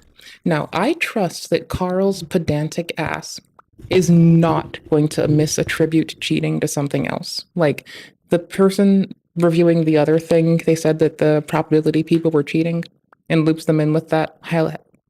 Please do support them if you wish to, but I do find that assessment to be wickedly inappropriate. I don't think pedantic Carl is going to do shit to fuck with us. I think pedantic Carl is going to be one of the few motherfuckers to not upsetty spaghetti my bitch ass. I feel like Carl isn't going to fuck it up. This person works so hard for accuracy and integrity in their publications, like they ask for people who participate in that community, that I fucking have faith. I have faith. And if I'm let down, I'll just cry. You get to watch Streamer cry live on stream. the most immersive combat experiences you'll ever find. Over something you might consider petty. But it'll be earnest at least, so I'll just start crying, being like, but Carl was so pedantic and accurate before.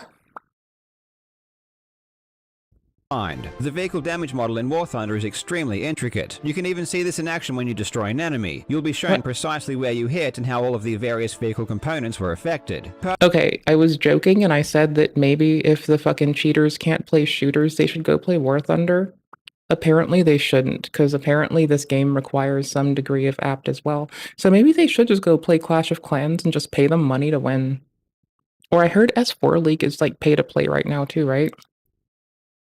So that could be like fun for them, I guess. Just pay to play. Instead of paying for cheats to be a cheater at games, just play the games legit. Be terrible. Still talk to your friends online. But then just like play a game that enables you to pay to be good. Like Clash of Clans, right? Just like pay. Like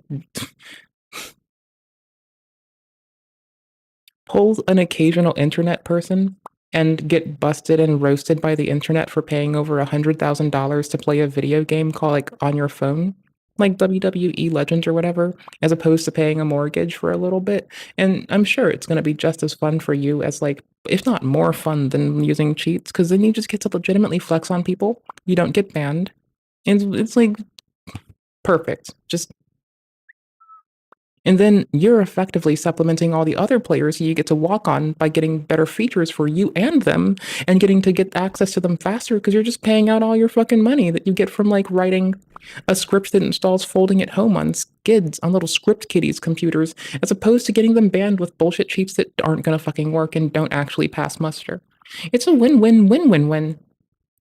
Or I guess the skids are supposed to be the ones playing like Clash of Clans, right? Honestly, they could play Super Auto Pets. Like, that's a large portion of probably. I used to play so much Super Auto Pets on stream. Like, holy fuck. I had to put that game down. Like, I could start playing that game at like, 9 p.m. and I would not get off that game until like 8, or I would get off that game at like 7 a.m. and I'd have to work within a few hours after that. I swear to fuck, that game would like fuck me up if I get back on it. So I sat it down. I like that it's like, yes, it is also to some extent a skilly game, but it is mostly like assessing probability shit with your deck and efficacy of your like deck, the plays you can make appropriately there. Card distribution by count and what you're most likely to get. Like, it's a card counter's paradise. It's fucking fun. Personally, I I love find y'all. air combat to be the most thrilling part of the game, and the controls are so easy and intuitive, even with just a keyboard and mouse. There is a good reason War Thunder has over 70 million players. There is simply no game better Yeah, I don't suited for think fans the of military fucking. I did play history. Hearthstone. War Thunder for I'm free not on really the PC, biggest PlayStation, Hearthstone or fan Xbox because I like Now by playing using because I wireless like Ethernet playing comment Magic, or video. but also I like playing. Is it Teleshare? Tala?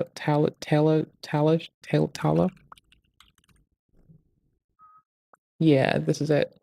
All right, so you can play this online for free, and you can view the lobbies and spectate games, but now you have to have an account to spectate, but you used to not have to. And I think, is it Old Dot? God damn it.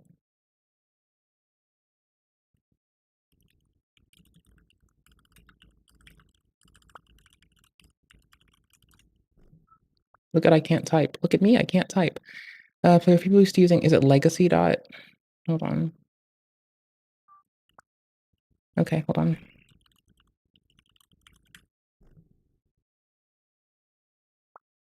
Is it? There it is. Oh, I don't want to sign up. Supported, download the front end and read the README. Go fuck yourself. Hell no. Bitch, I do have an account here. I'll make one just for the stream, for fuck's sake. Like, holy shit. This game is free. Always used to be fun.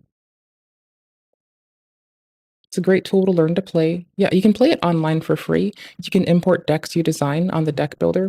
One of my friends was a very big fan of planning out decks before they would purchase the cards and go play locally. And I just like playing online. It's so unlike Magic the Gathering and okay, so in MTG, right? You have your planeswalker who takes damage and shit and can die, but you have a bunch of dudes and you summon a bunch of dudes. And in Flesh and Blood, you have your dude. And you throw dudes at the other dude's dude, but you don't have like a lot of dudes. So you just throw dudes as like shit, and you can have like a weapon in a hand, and you throw your dude weapons and shit. And like they have 2 hands, so they can hold a weapon and a shield or some shit. They've got slots for armor, and it's really fun. So as opposed to having a field of dudes, you have a dude that you have to equip appropriately, and you throw your dude at the other person's dude, as opposed to throwing a lot of dudes at the other person's dudes. Right? It's like the pluralization of dude versus the singular dude. Video description. New and returning players that haven't played in 6 months New will and also receive returning a players. massive bonus pack across all platforms. That includes multiple premium vehicles, the exclusive vehicle decorator Eagle of Valor, 100,000 silver Do you have a link I lions, can and give 7 chat? days of premium Like, do account. you have a It's timestamp for available it? for a limited time only, so be quick. Do you have a timestamp I can give to chat? One of the foundational mechanics of Jump King is I the gave you fact their that link. each frame lasts exactly It's 17 in- milliseconds. This is unchanging and cannot be manipulated in Yeah, any their way. stuff is here if This you wanna means help that them in out. theory, the final time at the end of the run must also be divisible by Don't cheat this 17 game. I will milliseconds. It just fucking- can't give you a time that isn't. And what's interesting I will is that shit this on you. mechanic was never really used in the past to I'll make possibly your life detect a hell. time that shouldn't be possible. So a couple of weeks ago, one of the moderators, known as Rifle, created a script that checked every single time submitted to the speedrun.com leaderboards to see if any impossible times were posted. Of the more than 5,000 speedruns submitted, around 60 had times that were invalid. Most of these impossible times were simply typos, typos. For example, in this run, you can see that the time on the ranks ends in 928, but on the end screen of the run itself, it ends in 678. So this is just an input error. Other runs didn't have any videos at all to check, but again, they are likely typos. However, there was one run that came back that actually did show an end screen that had an impossible time. This was the world record for the custom map Babe of the Realms, achieved on June 4, 2022 by Epic Seastar. What's funny is that Rifle immediately thought this run was still probably I am just like falling in love with the moderators of speedrunning communities, regardless of which. Like, holy shit. Outside of the ones that refuse to patch known bugs in systems. But we're not talking about Geometry Dash today. legitimate because, as he said, it had facecam, mic, and keyboard inputs. It is very That allowed for fucking account takeovers. That's not cool. That's the part that was disclosed but not acted upon. That's, if you get a disclosure about credential theft or account compromise and you don't act on it, no, don't do that. Clean your shit up. very rare to see someone try and fake a speedrun like this, but boy oh boy, no one could have predicted just how deep this rabbit hole was about to go. Several hours after this invalid end screen time was brought up, it was identified the time on the end screen was also missing a digit. There is supposed to be a 0 here before the 7. It became apparent that this end screen was photoshopped, which also explains the invalid time. The next day, Ooh, I bet the font's not centered either. I don't remember right now, dude. Rifle went through the entire run and counted the amount of jumps, because the jump count is displayed at the end. I'm gonna go be terrible at Dark Souls 3 soon. If you want to play the Helldivers, let me know. And what he found is that the jump count at This the time it end comes was off after. by 40 jumps. It stated 403, Not a but little the bit of run the only radar. had around Just a little bit. 360. So what we can discern from these errors is that Epic Seastar just guessed the amount of jumps, and he also just guessed the final time, not knowing that it's impossible to produce in normal play. And then he quickly photoshopped the end screen and forgot to add a 0. This seems like a pretty low effort fake, right? I mean, obviously he didn't seem to care or put much effort in. Well, this is where things get shocking. Because remember, the actual run itself had a timer, an input display, and webcam. No matter how this was faked, he had to have put a lot of effort in to make all of those things seem legit at first glance. Lol, world record for faking but failing a fucking run. World record failing fucking photoshopping and otherwise doctoring a run. World record effortful fucking doctoring job on your fucking on your fucking leaderboard entry. God The damn, first brother. weird thing that was noticed about one of the runs was What the the fact fuck that the is in screen here? seemed to shake for too long during shakes. There's a This couple screen tabs. shaking is a purely aesthetic effect. It doesn't change the gameplay, and Oh the gosh, screen is coded to the cult is uploading stuff again. I keep watching what they do periodically. Don't like my comments. In fact, in this Oh, section here, that's fine, I there were guess. 2 Don't like shakes my back to comments, I back suck. that lasted 4 seconds. This is not possible under normal conditions. The only explanation for this is that there are splicers in the gameplay. Splicers are the most logical way to cheat this game if you're a terrible player. Take me for example. I've barely played Jump King, but if I use save states, I can use video editing to make it seem like I'm a decent player. The method I would use Except things like the rain droplets coming down, those alternating little pixels aren't going to be consistent. And I highly implore developers of games that might feel simple to give us consistently timed shaders in the background that make it more difficult to succeed. Like, I would like to see a bit of undulation in the backfield. That way people who try to fuck around can't do. And maybe give us little sprites that come and poke their eyes out of different bricks at like set intervals and in a predictable pattern, but one that is like not necessarily like very piecemeal. I don't want it to be consistent every time, but let's say there's here, here, here, and here, then do here, then here, then here, then do here, then here, then here, then skip the fourth, and then there, do, but make sure that we can derive this when we look at the fucking source code of your game, or when we disassemble it. Like, make the barrier to entry digging, but do make it something that is wildly predictable. Like the Mario blinking at certain intervals thing, that's really cool. Like finding cheaters by knowing that they're splicing by looking at the frames Mario blinks on and noticing inconsistencies, that's what's up.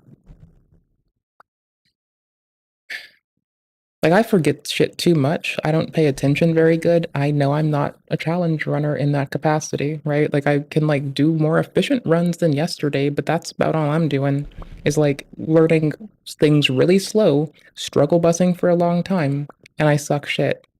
It's okay to be terrible. I guess don't play War Thunder. I guess you can go play fucking Clash of Clans. What other games charge you money to, like, win, aside from that in S4 League these days? What other ones? Go play The Sims. Like, just go play The Sims, bro. Like, just give EA money, because I keep talking and joking about boycott EA. Is to repeat a jump until Wink, you land wink, joking. in a decent spot, then Sorry, save what? the state, then repeat. I remove the footage from when I land to when I start my jump, so it looks like I jumped immediately. In the case of the shaking screen, Epic Seastar would have landed during a shake when he wanted to save a state. Then, either intentionally or unintentionally, the next jump that he was happy with and used in the fake run also began when the level was shaking. So when he But the number of frames per shake might be, like, inconsistent. I hope it's gonna come down to, like, because that counts as undulation, like I was bitching about, right? Like, I hope they aren't being patient enough to be perfect with their frames when they're editing it. And it sounds like if they are, it sounds like they are effortful, it sounds like that is a load of effort. Just, like, cash this dude out and make them fucking do ours, like, make them assess other people's footage then, like, holy shit. Just, like, they can do something. They can assess the game enough to derive when you can identify a potential to cheat. Make them go and find other cheaters. Give them, like, a little paycheck for that. But then consistently shit on them for what they did, right? Okay, cool.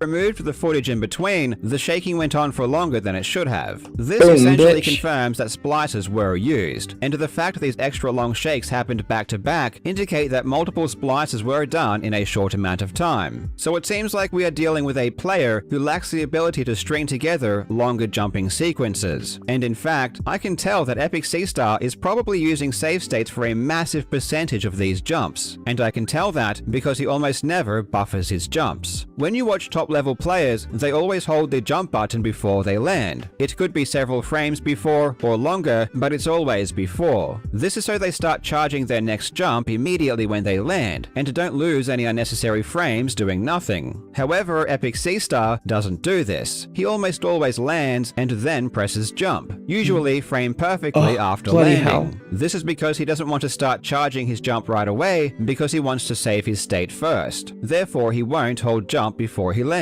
But when he edits out the footage, it will just look like he perfectly pressed jump after he landed, which is impossible. So, I do presume people are going to use neural networks to try to string together better cheating footage at some point. I do have that feeling because they're going to be able to spoof key inputs for published recordings. And it's likely not going to be accurate, but it's going to be different. That's a little concerning. For a player to consistently do. This isn't how good players play, and the fact that he almost never buffers his next jump, even when there is absolutely no reason not to, indicates there are tons of splicers throughout this entire run. Splicing But in their case, they're fucking up the number of frames of the shake, which, again, undulation, shaking, anything that is more than likely to be missed by the player while they just take it trivially and don't provide it any consideration. Just a little bit that you don't need to, like, that you don't need to provide a setting to outright turn it off. Because that could definitely, like, if it's severe enough, you could really fuck over some of your player base. Especially those that might have issue with quick changing luma and intensity of luminosity, or otherwise the amounts of radiation that's visual light, like, coming from a certain space, and, like, the quick motion of it. Don't strobe. Don't do strobes. Don't strobe.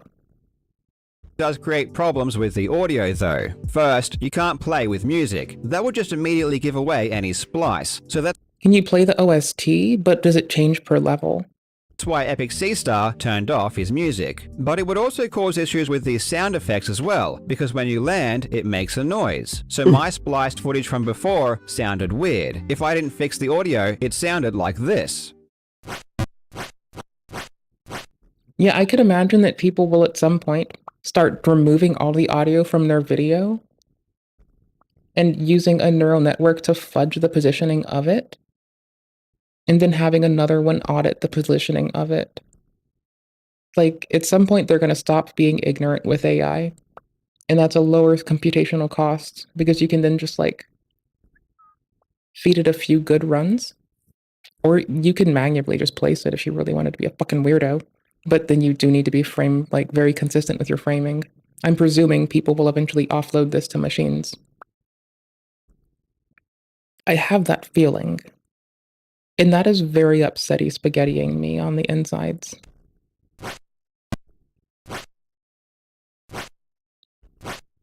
In order to fix this, I would have to make sure to extend the audio slightly after each splice from the first clip to include that sound effect. Which is very tedious. And the reason I'm aware of something like this is when we're editing in general, sometimes I will want to, like I'll cut away from something and switch to the recording of my face cam from the video, and I want to back it up enough that I don't fuck up a syllable. Occasionally, we want to make sure that our meme hits on a specific beat, so we keep a certain cadence and tempo, especially when we deliver a joke. So we want to have like a consistent cadence to when we like deliver certain sounds so it doesn't feel uncanny and out of place. So let's say we're doing, brother, what is that? I'll want it to come maybe when there's a percussion or like a timpani in what we're watching and reacting to. And I will have the initial kick of the audio, which might be a little bit obtuse otherwise, start at a point in the waveform in which we're already ramping up or down to where the initiation of it, we don't have like a lull in sound to where it cuts down below a threshold, but rather as one cuts down, the other picks up and starts to overtake it very quickly.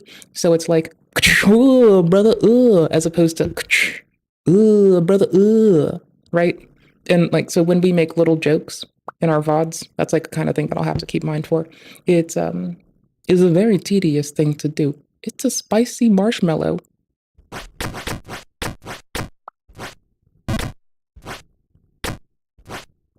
Meanwhile, this bitch doesn't edit VODs right now. I'm just like, I give me time.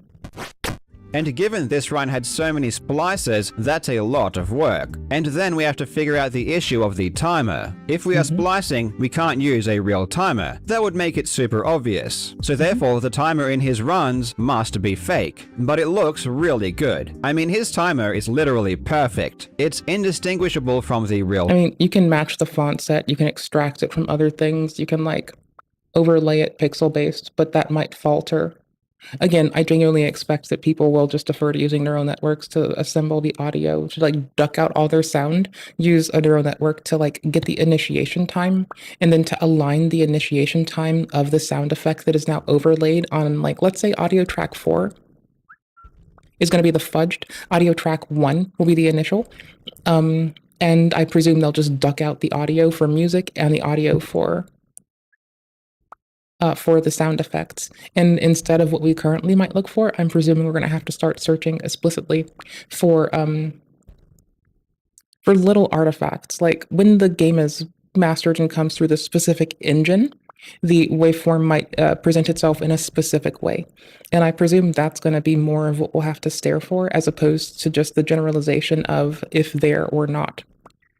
And that's going to be time consuming, but can also be answered with computers. That's why I presume that the cheaters are going to start doing that and then auditing it with another layer as well.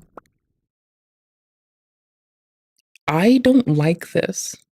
Basically, I think this means I'm going to be allowed to throw hands. Hey, challenge running community out there, if you're there and watching right now, can I be like, okay, when you need to go dispatch one of the knights to go take care of something, may I please fight as their second? And that way I get first fucking dibs on like any skulls that need, you know, gotta crack a few eggs.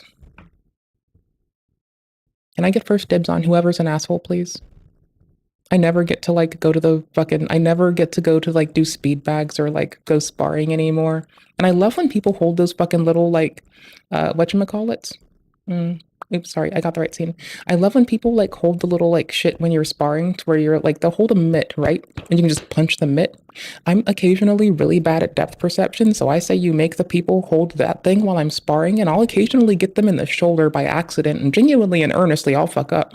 But like I'm not the most accurate with it, so my bad. But like put them in there with me. With love and respect, I got you. We will capitalize on my failing as a human with accuracy and my eyes to make them deal with what they've done. They will sow what they have wrought. Let me do it. Come on, let me at them. Puppy power. Thing. The likely way he achieved this was by running the timer on a different map that has a black background, like this one here, then chroma keying out the black background using whatever video production software he was using, and then overlaying that on top of his run. This one was pretty simple. We also know the timer was added in post-production because in those shaking sections I mentioned before, the timer is supposed to shake as well, but in his runs, the timer remained perfect. See, again, they can align that with a machine, and that's terrifying. But the machine is going to make mistakes that humans don't know how to assess for readily. And I feel like looking at a constellation of effects will be more inclined to see the mistakes. The machine is only going to audit with what the human provides it with as input to audit for. So the human's biases are going to still impact it. I'm just a little bit terrified of that happening. It sounds like a lot of work. And y'all, if any of you work as like judges or admins on like the communities for fucking challenge running and you just like get fed up with shit, let me make you some jambalaya. I'll hook you up. I'll feed you. I'll take care of you. I'll make sure you're fed because your life, you need a hug. God damn it. You got dickheads coming out of your fucking ears like corn. It's like a maze of maize, but it's all dickheads. God damn, bro. I'll make you jambalaya. I'll make you gumbo. You know what? Fuck it. I'll make you some fucking... Oh, holy shit. I'll po' boy you up. I got you, cousin. Ooh, I'll make fucking gram masala and we can put it to whatever you want. Ooh, we can go gram masala crazy. It'll be fucking legit. Just bring proof of work for your challenge run of dealing with dickheads who try to pollute your leaderboards. Perfectly still. Another way that was used to detect splices was the rain. The rain is supposed to change every 5 frames. But now I'm thinking, like, and I really hope no one fucking hears this and tries to implement it because I will chase you down to the ends of the fucking earth. For the shaking thing, they could likely just line it up, right? And then, like, because they can do auto tracking with a lot of the software. I mean, for some reason, my kitchen is like really apt at wavering between and mixing ingredients from Indian cuisine and Korean cuisine. So I'm just saying, like, if you... Sometimes you just want a tamale, but holy shit, I don't have corn husks. Oh no. So I'll use some rice paper. You can eat the whole damn thing too. Yeah, sure. Like, rice paper actually fucking kills it for fucking... Don't always have a corn husk. But you can eat the rice paper. But here it changes in a single frame. Honestly, if I had banana leaves, you know what I really need? I need frozen banana leaves like a motherfucker. Like, I really, really, really, really fucking do. I used to have like some in my freezer, then I had to move, and I didn't get to keep them. And that shit was like really overbearing because those are my favorite. They fill in for fuck saran wrap, fuck plastic bags. Don't need to put a stasher bag in the freezer. That like compromises it in that water molecules of anything inside become now sharp objects. The plastic itself or the silicone itself now becomes like all scrunched up and through structural changes becomes more permeable to odor. I don't know. Banana leaves, they're perfect. They're fucking perfect. Cost less than a stasher bag. You can reuse it, costs less than a fucking plastic bag. Doesn't go in a landfill to the same effect as plastic bags. Get banana leaves. Don't be a bitch. Frame because there was a splice. The wind can also be used in the same way. The wind produces specific patterns in the background which can be predicted. Okay, that thing I was hoping for is exactly what the person who made this game is already doing. to where we'll have like tells that are something the editor might not notice. I'm a little concerned about machines trying to effectively break this.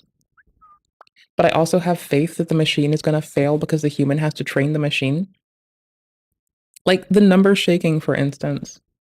Like, the worst part is a modern video editor could have fudged that for them. That's the worst part. They could just do tracking frames on both of them and then just like adjust for it. That's not like hard. And because they didn't do this, and it might still be a few frames off position-wise, but video artifacting might cover that up on upload to most platforms. So presumably people would ask them for the raw footage, you'd hope.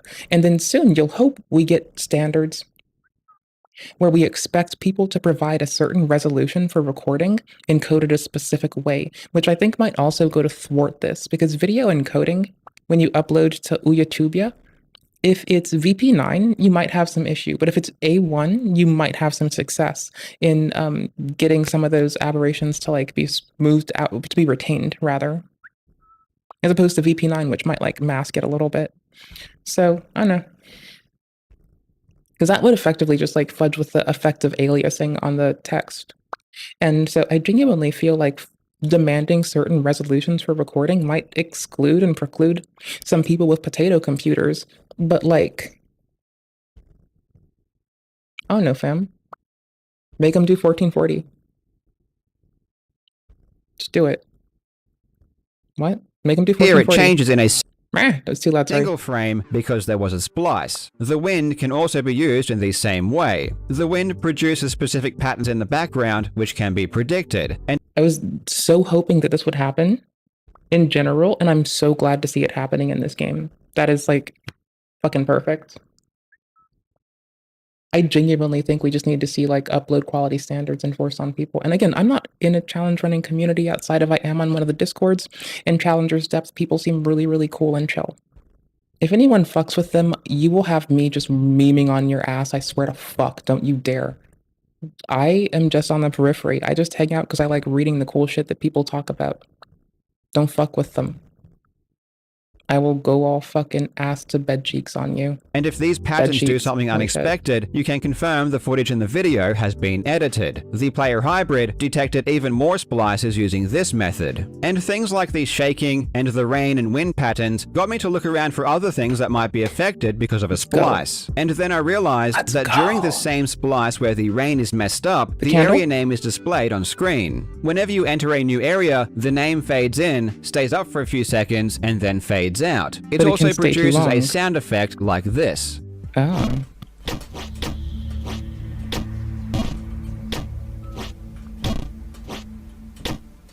So I realized that if there was a splice, the length of time the name remains on screen should be shortened. But when I went and timed how long they were on screen, it was perfect. And I timed all of them. They were all exactly the same length, which just can't be possible if there was a splice. Then I remembered how the timer is supposed to shake with the screen during shaking sections. And when I checked other runs, the area name also shook as well. But when I checked Epic Seastar's run, it was dead still, which can mean only one thing. This area name was added in post-production. Now this is much more sophisticated than just adding a timer, because the backgrounds aren't a solid color, so you can't just chroma key them out easily. And they also fade in and out too, which would have to be done manually. Truth be told, I don't even know how to do this easily. I think this kind of thing can only be done with a fair amount of work. Aside from not shaking, you can also tell the fade in and fade out have been manually recreated because the opacity.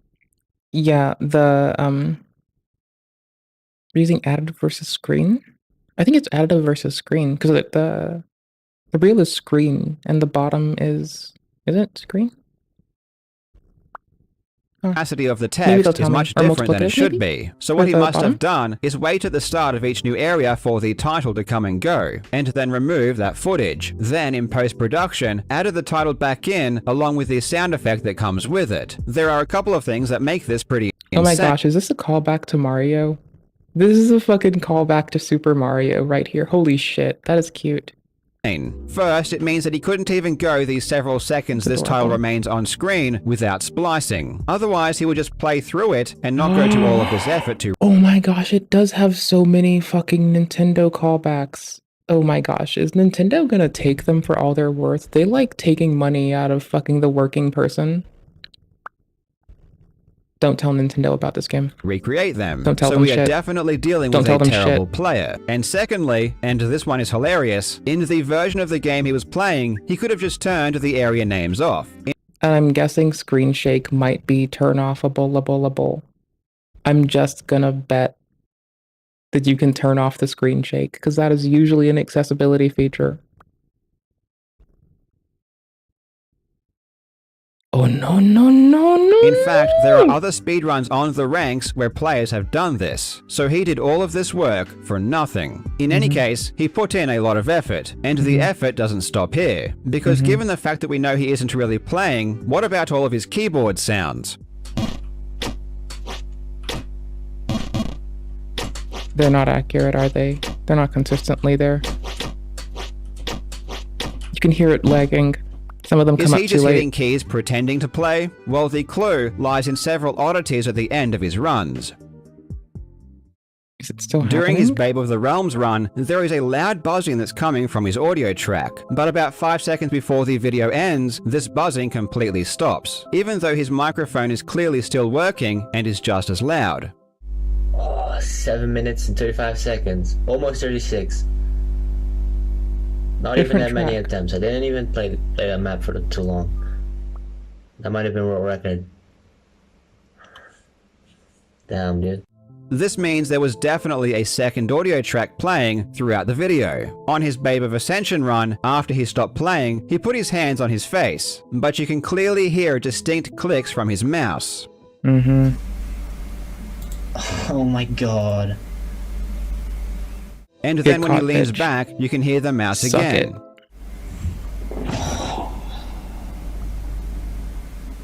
Eat shit, sucker.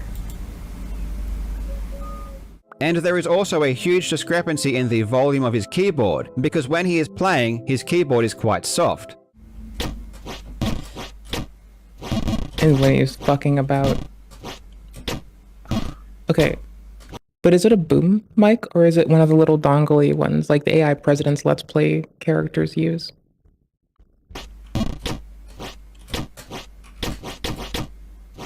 But after his run, when he types, it's really loud.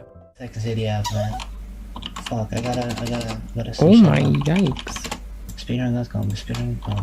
Jump King custom maps. Oh, your mic is dangling down. Hold on, let me look.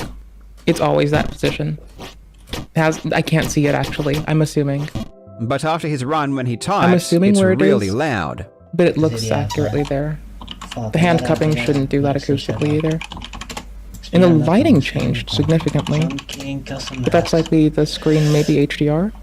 So he definitely has a separate audio track just for the keyboard noises, which means that in his webcam video audio, he isn't pressing anything the entire time. Again, it would have been easier hand cams, let's go! Just to do a single audio track and to just physically hit keys when pretending to play. But he went up. Speaking of input on screen, I'm gonna fix ours right now. Above and beyond and use multiple. I'm gonna tinkle and then I'm down to like, I'll probably do Helldivers first, then maybe. Mari, when did you say? I'm looking, hold on, I got this. Okay, yeah, we'll do Helldivers first and then I'll go to Dark Souls, maybe. I don't know, like, I've been bumping into a lot of, like, people that, like, try to, like, they'll, will bow, and then they will cancel out of their bow and start doing a lot of damage. And I'm just, like, sitting there frustrated in a stupor. Because I'm, like, internally, I'm reeling, like, you unsportsmanly dick, what the fuck is wrong with you? And then internally, my head is basically a Rainbow Six Siege lobby. And it is just fucking egregious, the things I think. And so I'm just stuck there stunned, like, holy shit. I didn't know I could be that mean. Fuck me running, dude. Holy fuck. I thought I was only that mean in fucking R6 lobbies. Goddamn. Audio tracks. I'm guessing this is because he wanted. I only bring that up because I've seen people bullying each other in R6 lobbies, and I took a little bit of an exception to the bullshit. and I may have started talking an egregious amount of shit. To make sure his Got a keyboard tinkle? presses lined up properly with his in-game actions, which would have been 4 much minutes. harder to Can I do tinkle? all in one take. This shows that he really did care about making these runs as believable as possible. Speaking of keyboard, he types after his I'll have Babe this of ready. Ascension run, but what's funny about this is that the input display doesn't register any spacebar hits. Oh, brother! Fuck, I gotta search that. Oh, let's go! So this is just another silly little mistake he didn't consider. Right? Because even if you have like an external device that you use, like one of them is like a little gamepad, because I know there's like the little one-handed gamepads, wouldn't it still register the same goddamn inputs? Because like, what would it? I don't know. I'm not trying to give them any credence. Currently, I've been memeing on them. Is their picture in their background tilted? What the fuck is going on in the background of their camera? And this is coming from me, who I'm sure that at least several things in my background are tilted. I just looked up and saw the owl's tilted. There you go. See? My owl's tilted. Now let's get to the best part, his fake reactions. Whenever you have a fake speedrun with a live reaction, you know you're in for a treat. And I have to be honest, I'm impressed. This is, dare I say it, an Oscar-worthy performance. Let's see it. Oh my god.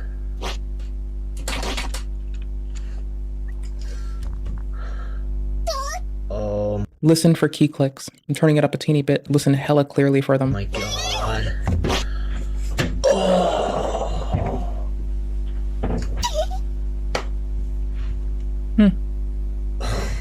god.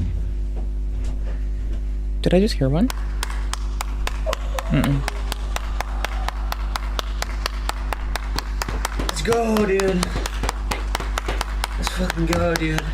Okay, so as someone who doesn't do acting myself but loves doing stage design and construction, that's what's up. I was never one of the acty people. Yeah. But I like making stages. Because then I get to play around with the fucking nail guns. Oh my god. The humming is pissing me off viscerally. Call it luck, I call it skill. You call it skill? I mean, love the that editing is last pretty quote. legit. No, the editing was on point for a fail job that didn't really fucking work. But you know, like, you implemented enough techniques in your edit job that we can all likely say that is a good effort on editing. Please don't do it again. I hope you're banned from that leaderboard. Personally, I would never be able to think of something that cool to say after a world record. His last quote. Just kidding. I love that last performance. Some call it luck, I call it skill.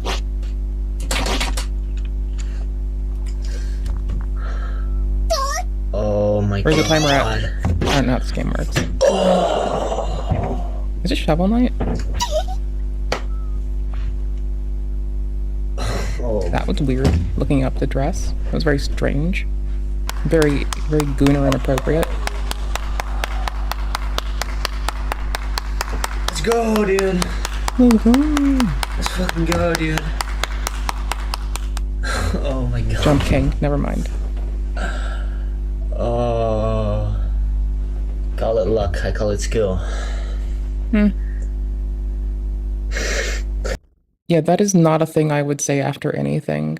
I'm usually like, good game, well played, or excellent game. When we finish a Dark Souls game, I usually just sit there and I'm in awe over the music, and I like spend time thanking the people who made the outstanding thing that I got to spend my time doing and sharing in with y'all. Couldn't be me. Couldn't be fucking me. This buzzing sound pisses me I off. love that last quote. Personally, I would never be able to think Call of it something luck? that cool to say after a world record. His second reaction was even better, but I must warn you, if you're in public, do not play this out loud. I turned it up, let's go. Oh.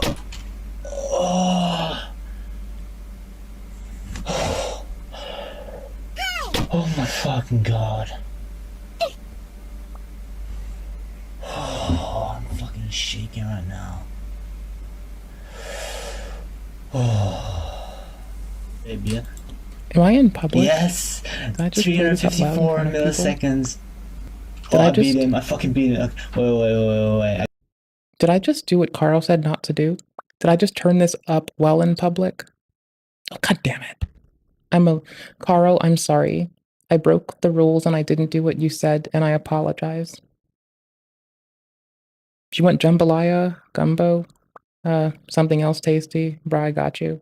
See, I'll do it for the people that have to moderate the fucking leaderboards, because holy shit, you deserve better. And Carl, for me breaking every rule you just gave me. I'm sorry, bro. I apologize. I gotta pull up something. Real quick. Here it is. Are you gonna DMCA us? There it is. I'm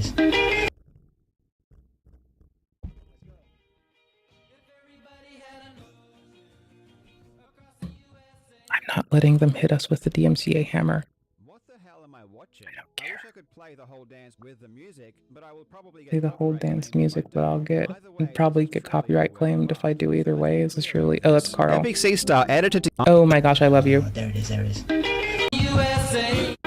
get copyright claimed if I do. Either Okay, way, bless. this is truly a work of art. So let's be clear about this. Epic C Star edited together dozens and dozens of splices into a single run, making sure the in-game audio and the keyboard presses all sounded correct. He perfectly added in a fake timer. He meticulously recreated all of the area names, including the fade in and fade out. He added an input display, and even web. It was the wrong additive property for the area names, right?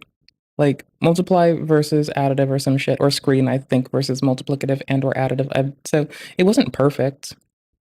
Maybe it was, which is it screen that picks the brightest value and then multiply that would just like lighten up all of the darker areas?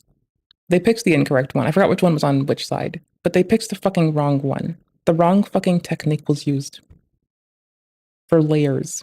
Webcammed himself pretending to play with a fake reaction and even a dance number at the end, and after all of that effort, he uploads his run and forgets to put a 0 in front of his time. And he doesn't even bother counting the jumps or making sure the end time is even possible, which is how this was discovered in the first place. This is dumb. This is really, really dumb. But at the same time, Epic...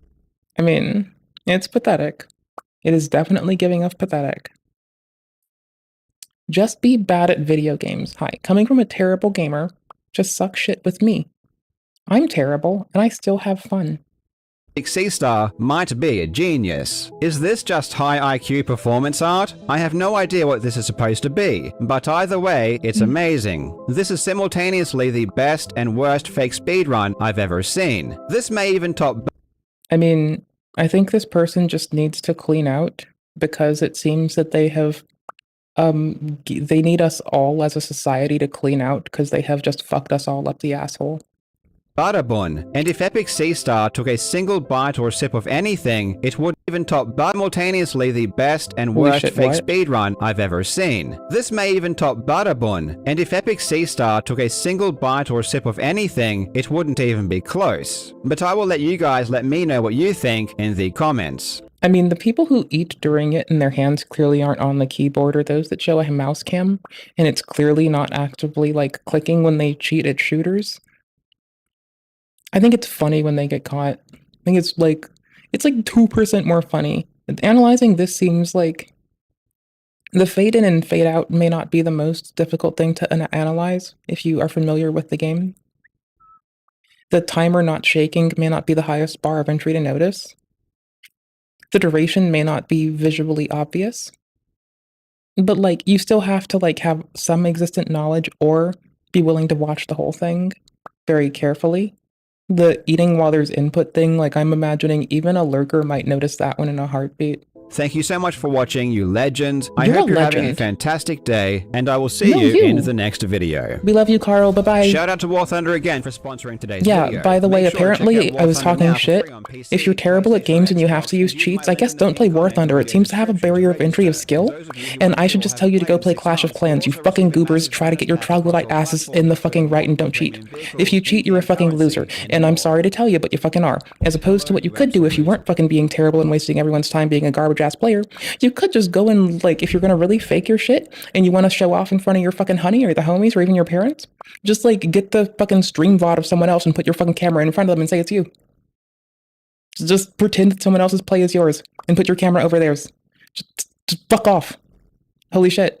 Just to your little clique, because no one will give a fuck and you'll probably get caught less. Mm. Only in certain games, right?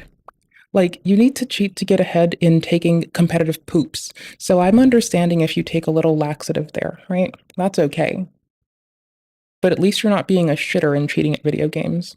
And also, people who, like, decipher the fucking algorithmic scheme behind, like, some stuff, like, those folks, oh, Japan is done with IRL streamers. Yeah, that thing we watched yesterday, oh, A to Z got it down, bruh. Anyways, I'm gonna loop this. This is Take Me Out to the Ball Game by Edward, is it Night Guard? No, Edward Neek. Edward, hold on, I forgot. I got a potty. You'll hear it in soon. I'll give you the link to it as well. The reason I picked Take Me Out to the Ball Game is look at when this song came out. This is in the free use zone. Yeah, streamer knows what they're doing. Streamer tries hard some days. Streamer tries fucking hard. I'll be on Helldivers when I get back. Helldivers 2. And then later on, if we still have time and I feel like it, I might do some DS3 PvP. I might. It's, again, I've been like, you know, I was really happy when people bowed, but like, I swear to fuck, the last 2-3 days have just been like, people that attack during bow animations. Yeah, people that attack during, it's like basically going to Elden Ring tier right now. It's getting a little weird. So I'm taking the moment to like let it simmer off so I don't like harbor thoughts like imagining myself grabbing my fellow game players and beating the ground senseless with their fucking existence and their fucking limp ass fucking torso. You know? Like, I don't want to imagine that I'm gonna be beating the ground into cracks and dust with my other players, because that's inappropriate and you shouldn't do that. So I'm taking a break so I don't consider that, you know, the virtues of cracking the earth and spreading it apart and turning it into dust with other gamers.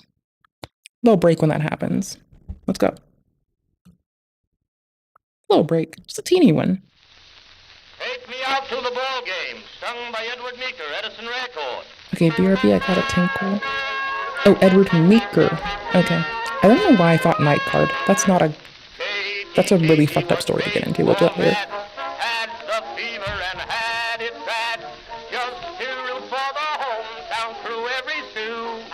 Katie Blue. On a Saturday, her young beau called to see if she'd like to go to see a show, but Miss Kate said no. I'll tell you what you can do. Take me out to the ball game. Take me out with the crowd. Buy me some peanuts and cracker jack. I don't care if I never get back. Let me root for the home team. If they don't win, it's a shame. For it's 1, 2, 3 strikes, you're out at the old ball game.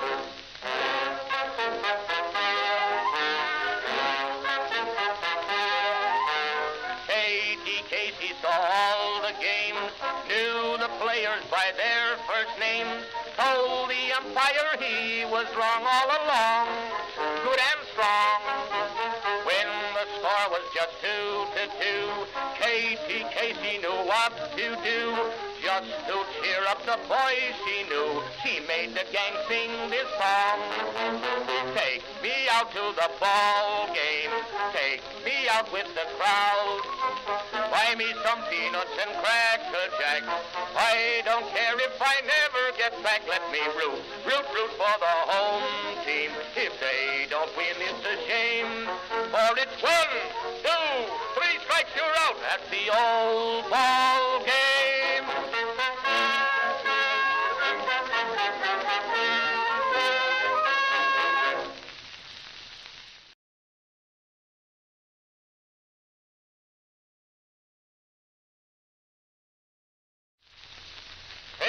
out to the ball game, sung by Edward Meeker, Edison Record.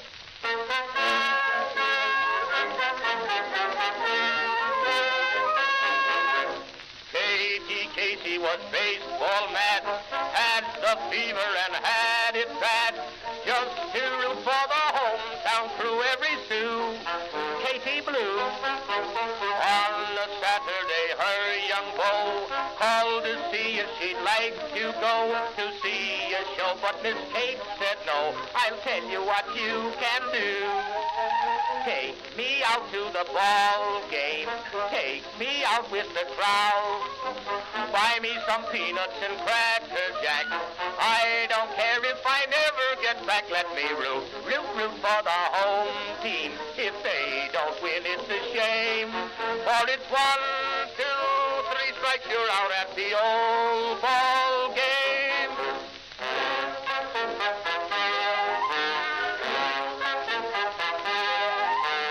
Katie Casey saw all the games, knew the players by their first names, told the umpire he was wrong all along, good and strong. When the score was just 2-2, Katie Casey knew what to do. Well, I thought my contact was upside down. So after I washed my hands, I tried to flip the little bastard. To the ball game, take me out to the crowd. Buy me some peanuts and Cracker Jacks. If I never get back, I'm root for the home team. If they don't win, it's a sham. 'Cause it's 1, 2, 3 strikes, you're out of the old ball game. Pew, pew, pew, pew, pew. I'm such a piece of shit. Okay, that every time that comes on, I swear to fuck, I start remembering like that one time. Well, not even just the one. My we're not gonna watch the blindfolded speedrunner. No, we remember them. We're skipping that. Minecraft cheater. Okay, I'm gonna launch a game, which always fucks up audio anyway. I think I've given a lot of people on my Steam friends list invites to play Deadlock in its open closed beta state. If you check Steam and you don't have it, you might see an invite to Deadlock from me. It is the one MOBA that I fucking play. It's 25 gigs though. I know that because I'm installing it again.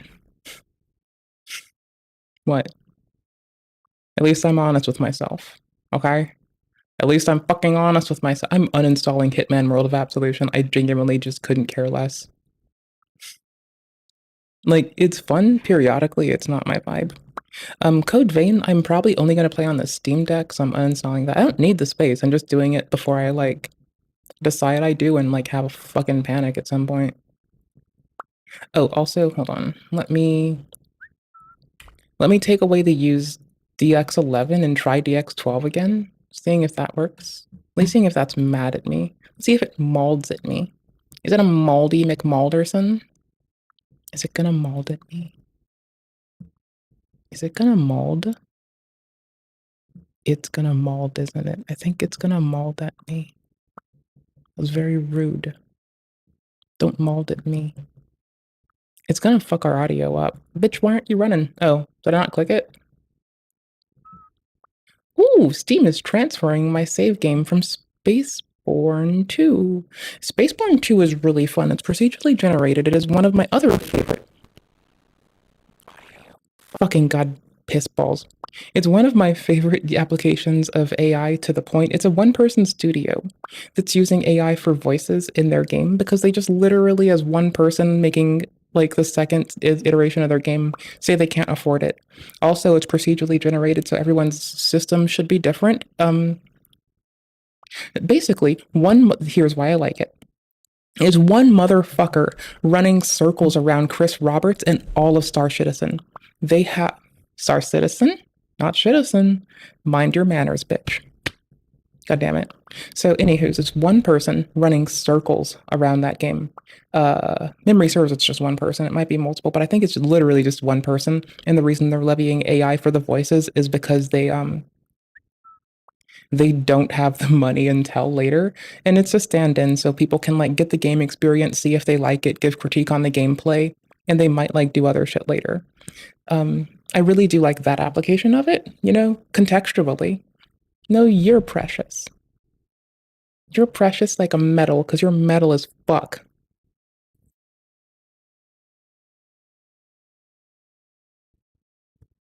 God damn it. Alright, let me capture this fucking video game. This Vigi game.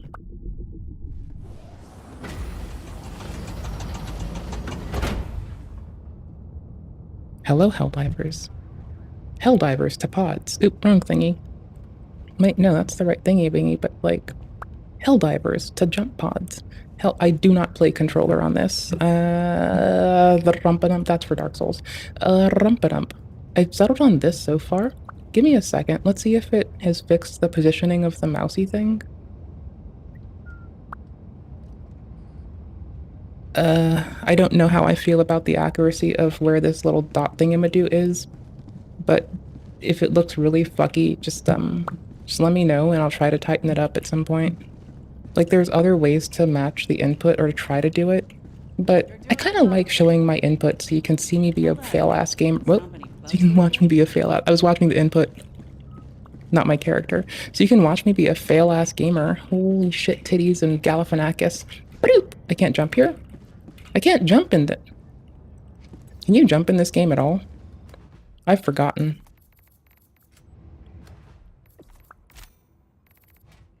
You're not online? Block. Report for not being online. Report for not being online. Report for not being online. Report for not being online. Block for not being. Report for not being on. Block for not being on. Report for not being on.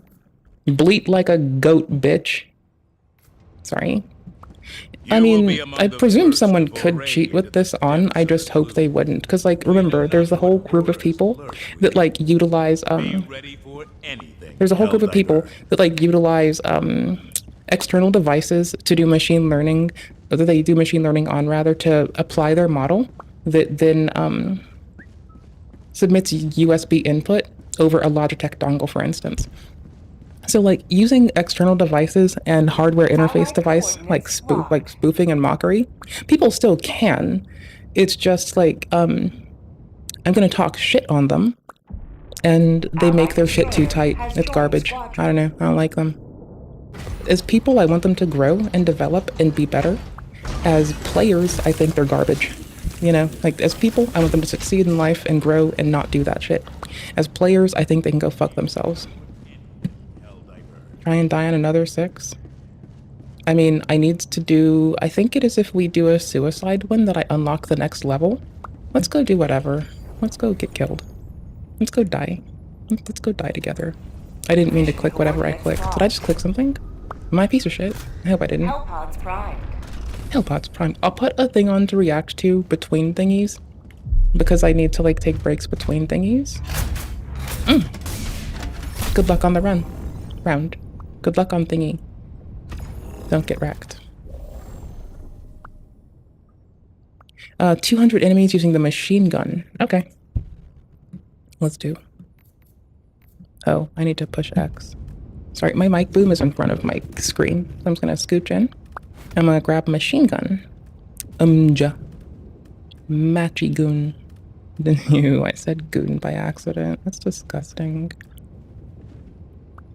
Nasty. Is this just general machine gun, or does it care if I use heavy? I don't give a shit. I will figure this out. I will take your fucking shields, because why the fuck not today? You have big bomb. I'll take. Are we Terminids today? Hold on. Let me check. Terminids. Okay, I'll take bomb. Sorry, firebomb. I'll take firebomb on thingamadoodles. Oh, sorry. One last time. What are we doing? What are we doing? Deploy seismic. Okay. I see why you went with mortar. I might double up on mortar on it. Or so you went with that. I might take mortar, rather. Yeah, I'm gonna take mortar. Yeah, I'll be good. I'm gonna do that. How did you unlock more boosters? How do I do this? I'm so bad at this game. How do I do these things? Why am I sucky? More radar. Fuck it. Let's go. How do I get more? I want more. I want more. I want more. I want more boosters. How do I get boosters? Can I have boosters? There's like booster packs in Magic. Can I have more? I want them. What do they do? I want more of them. Can I have more? I want more. I was level 24 for several months in this game because I didn't play this. Oh gosh, my game just crashed. Hi. Give me a sec, I'll try to rejoin. What did I do wrong? Let's see. Think, brain. Just go to Steam. Oh, I took it off of DX11. Holy shit, what? Brother, that is wild. Okay, I'll put it back on DX11. Did I put that? Oh my gosh. I'll just do that and assume that might be it. People say it's for a performance in crease city, but I just want the creases and the pants to be on point, dude. That's it. Hold on. I see someone pasting a screenshot, but I don't see someone just typing it for me to copy paste. Give me a sec. Suckety wuckety. Preferences. I almost said profanities by accident because I can't use words. Use D3, D11. Boom. Got him. Let's go. No, bitch, use Vulcan. You goober. The fuck? No, don't use Vulcan. That would be fucking silly. Okay, hold on. Wait for it. I have water that I refilled. So I forgot. Audio aberration. Okay, you know what I'm gonna do? I'm gonna refill my water while this game launches. BRB.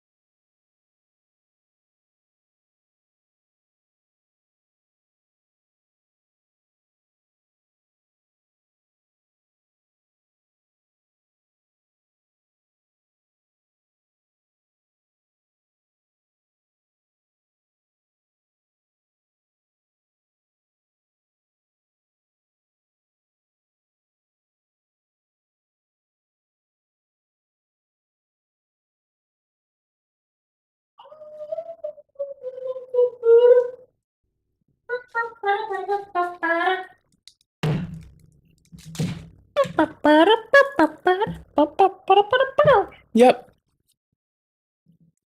Crashed when I tried to load, so I changed it to load in DX11, not DX12. Now my camera froze when I sat down. Look at that luck. My camera tried to load me, and it was like, oh my gosh, I can't load this ugly bitch. As you can tell.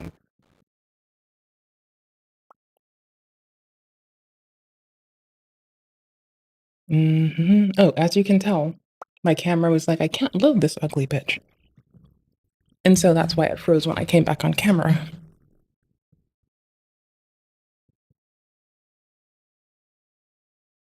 Let me bat my eyes at all of you in unison.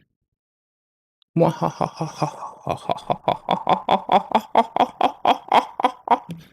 sorry. I'm a piece of shit. I'm an absolute shit bear and a burden and a piece of shit. Did I mention I'm a burden? Okay, cool, good. I am a burden. And you know what? Super Earth. I don't care. You'll live. Worse things have happened. You'll be fine. Liberty. Well, of course you're gonna be fine. Like what? Democracy. Bruh, you're good. You Our don't, way of life. you don't need nothing. You're good. Let's see. But freedom doesn't come free. Freedom doesn't come free. 1 second. 1 second. A rar. A rar. Look familiar? Look familiar? Scenes like these are happening all over the galaxy right now. Seems like these are happening all over the galaxy right now. Unless you make the most important decision of your life. Unless you make the most important decision of your life. Prove to yourself. I'm seeing if it goes bonkers when I try to get in with Vess again.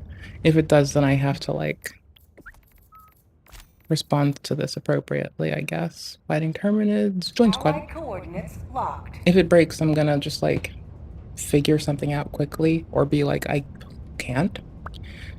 Receiving data? Let's see. I changed the render engine from DX12 to DX11, so the internet was like massive performance increase. Bullshit, bro. You're kidding. Mid-ear performance increase at best. Honestly, it's not too shabby. I just don't know what the comparative is because like I thought this would have fixed my audio aberration, but it didn't. So now we're just fucking around and seeing what does what. Learning about some shit together live. On the Steam Deck it does with Vulkan. And I can do like FSR pretty, so whatever. Oh, I got to land and everything. Bleat like a sheep. Let's go. Hey bud. Hey motherfucker, how you doing? Fancy seeing you here.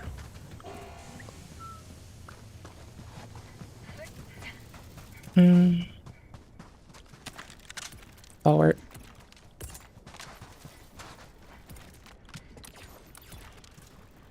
What else do I have? Oh, I have a shieldy McBuildy.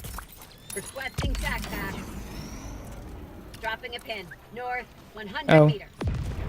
Okay. Nice to see you. I'm gonna break your thing with another thing. Oh, fuck, I missed. Bitch. Alright. Dope. Ready.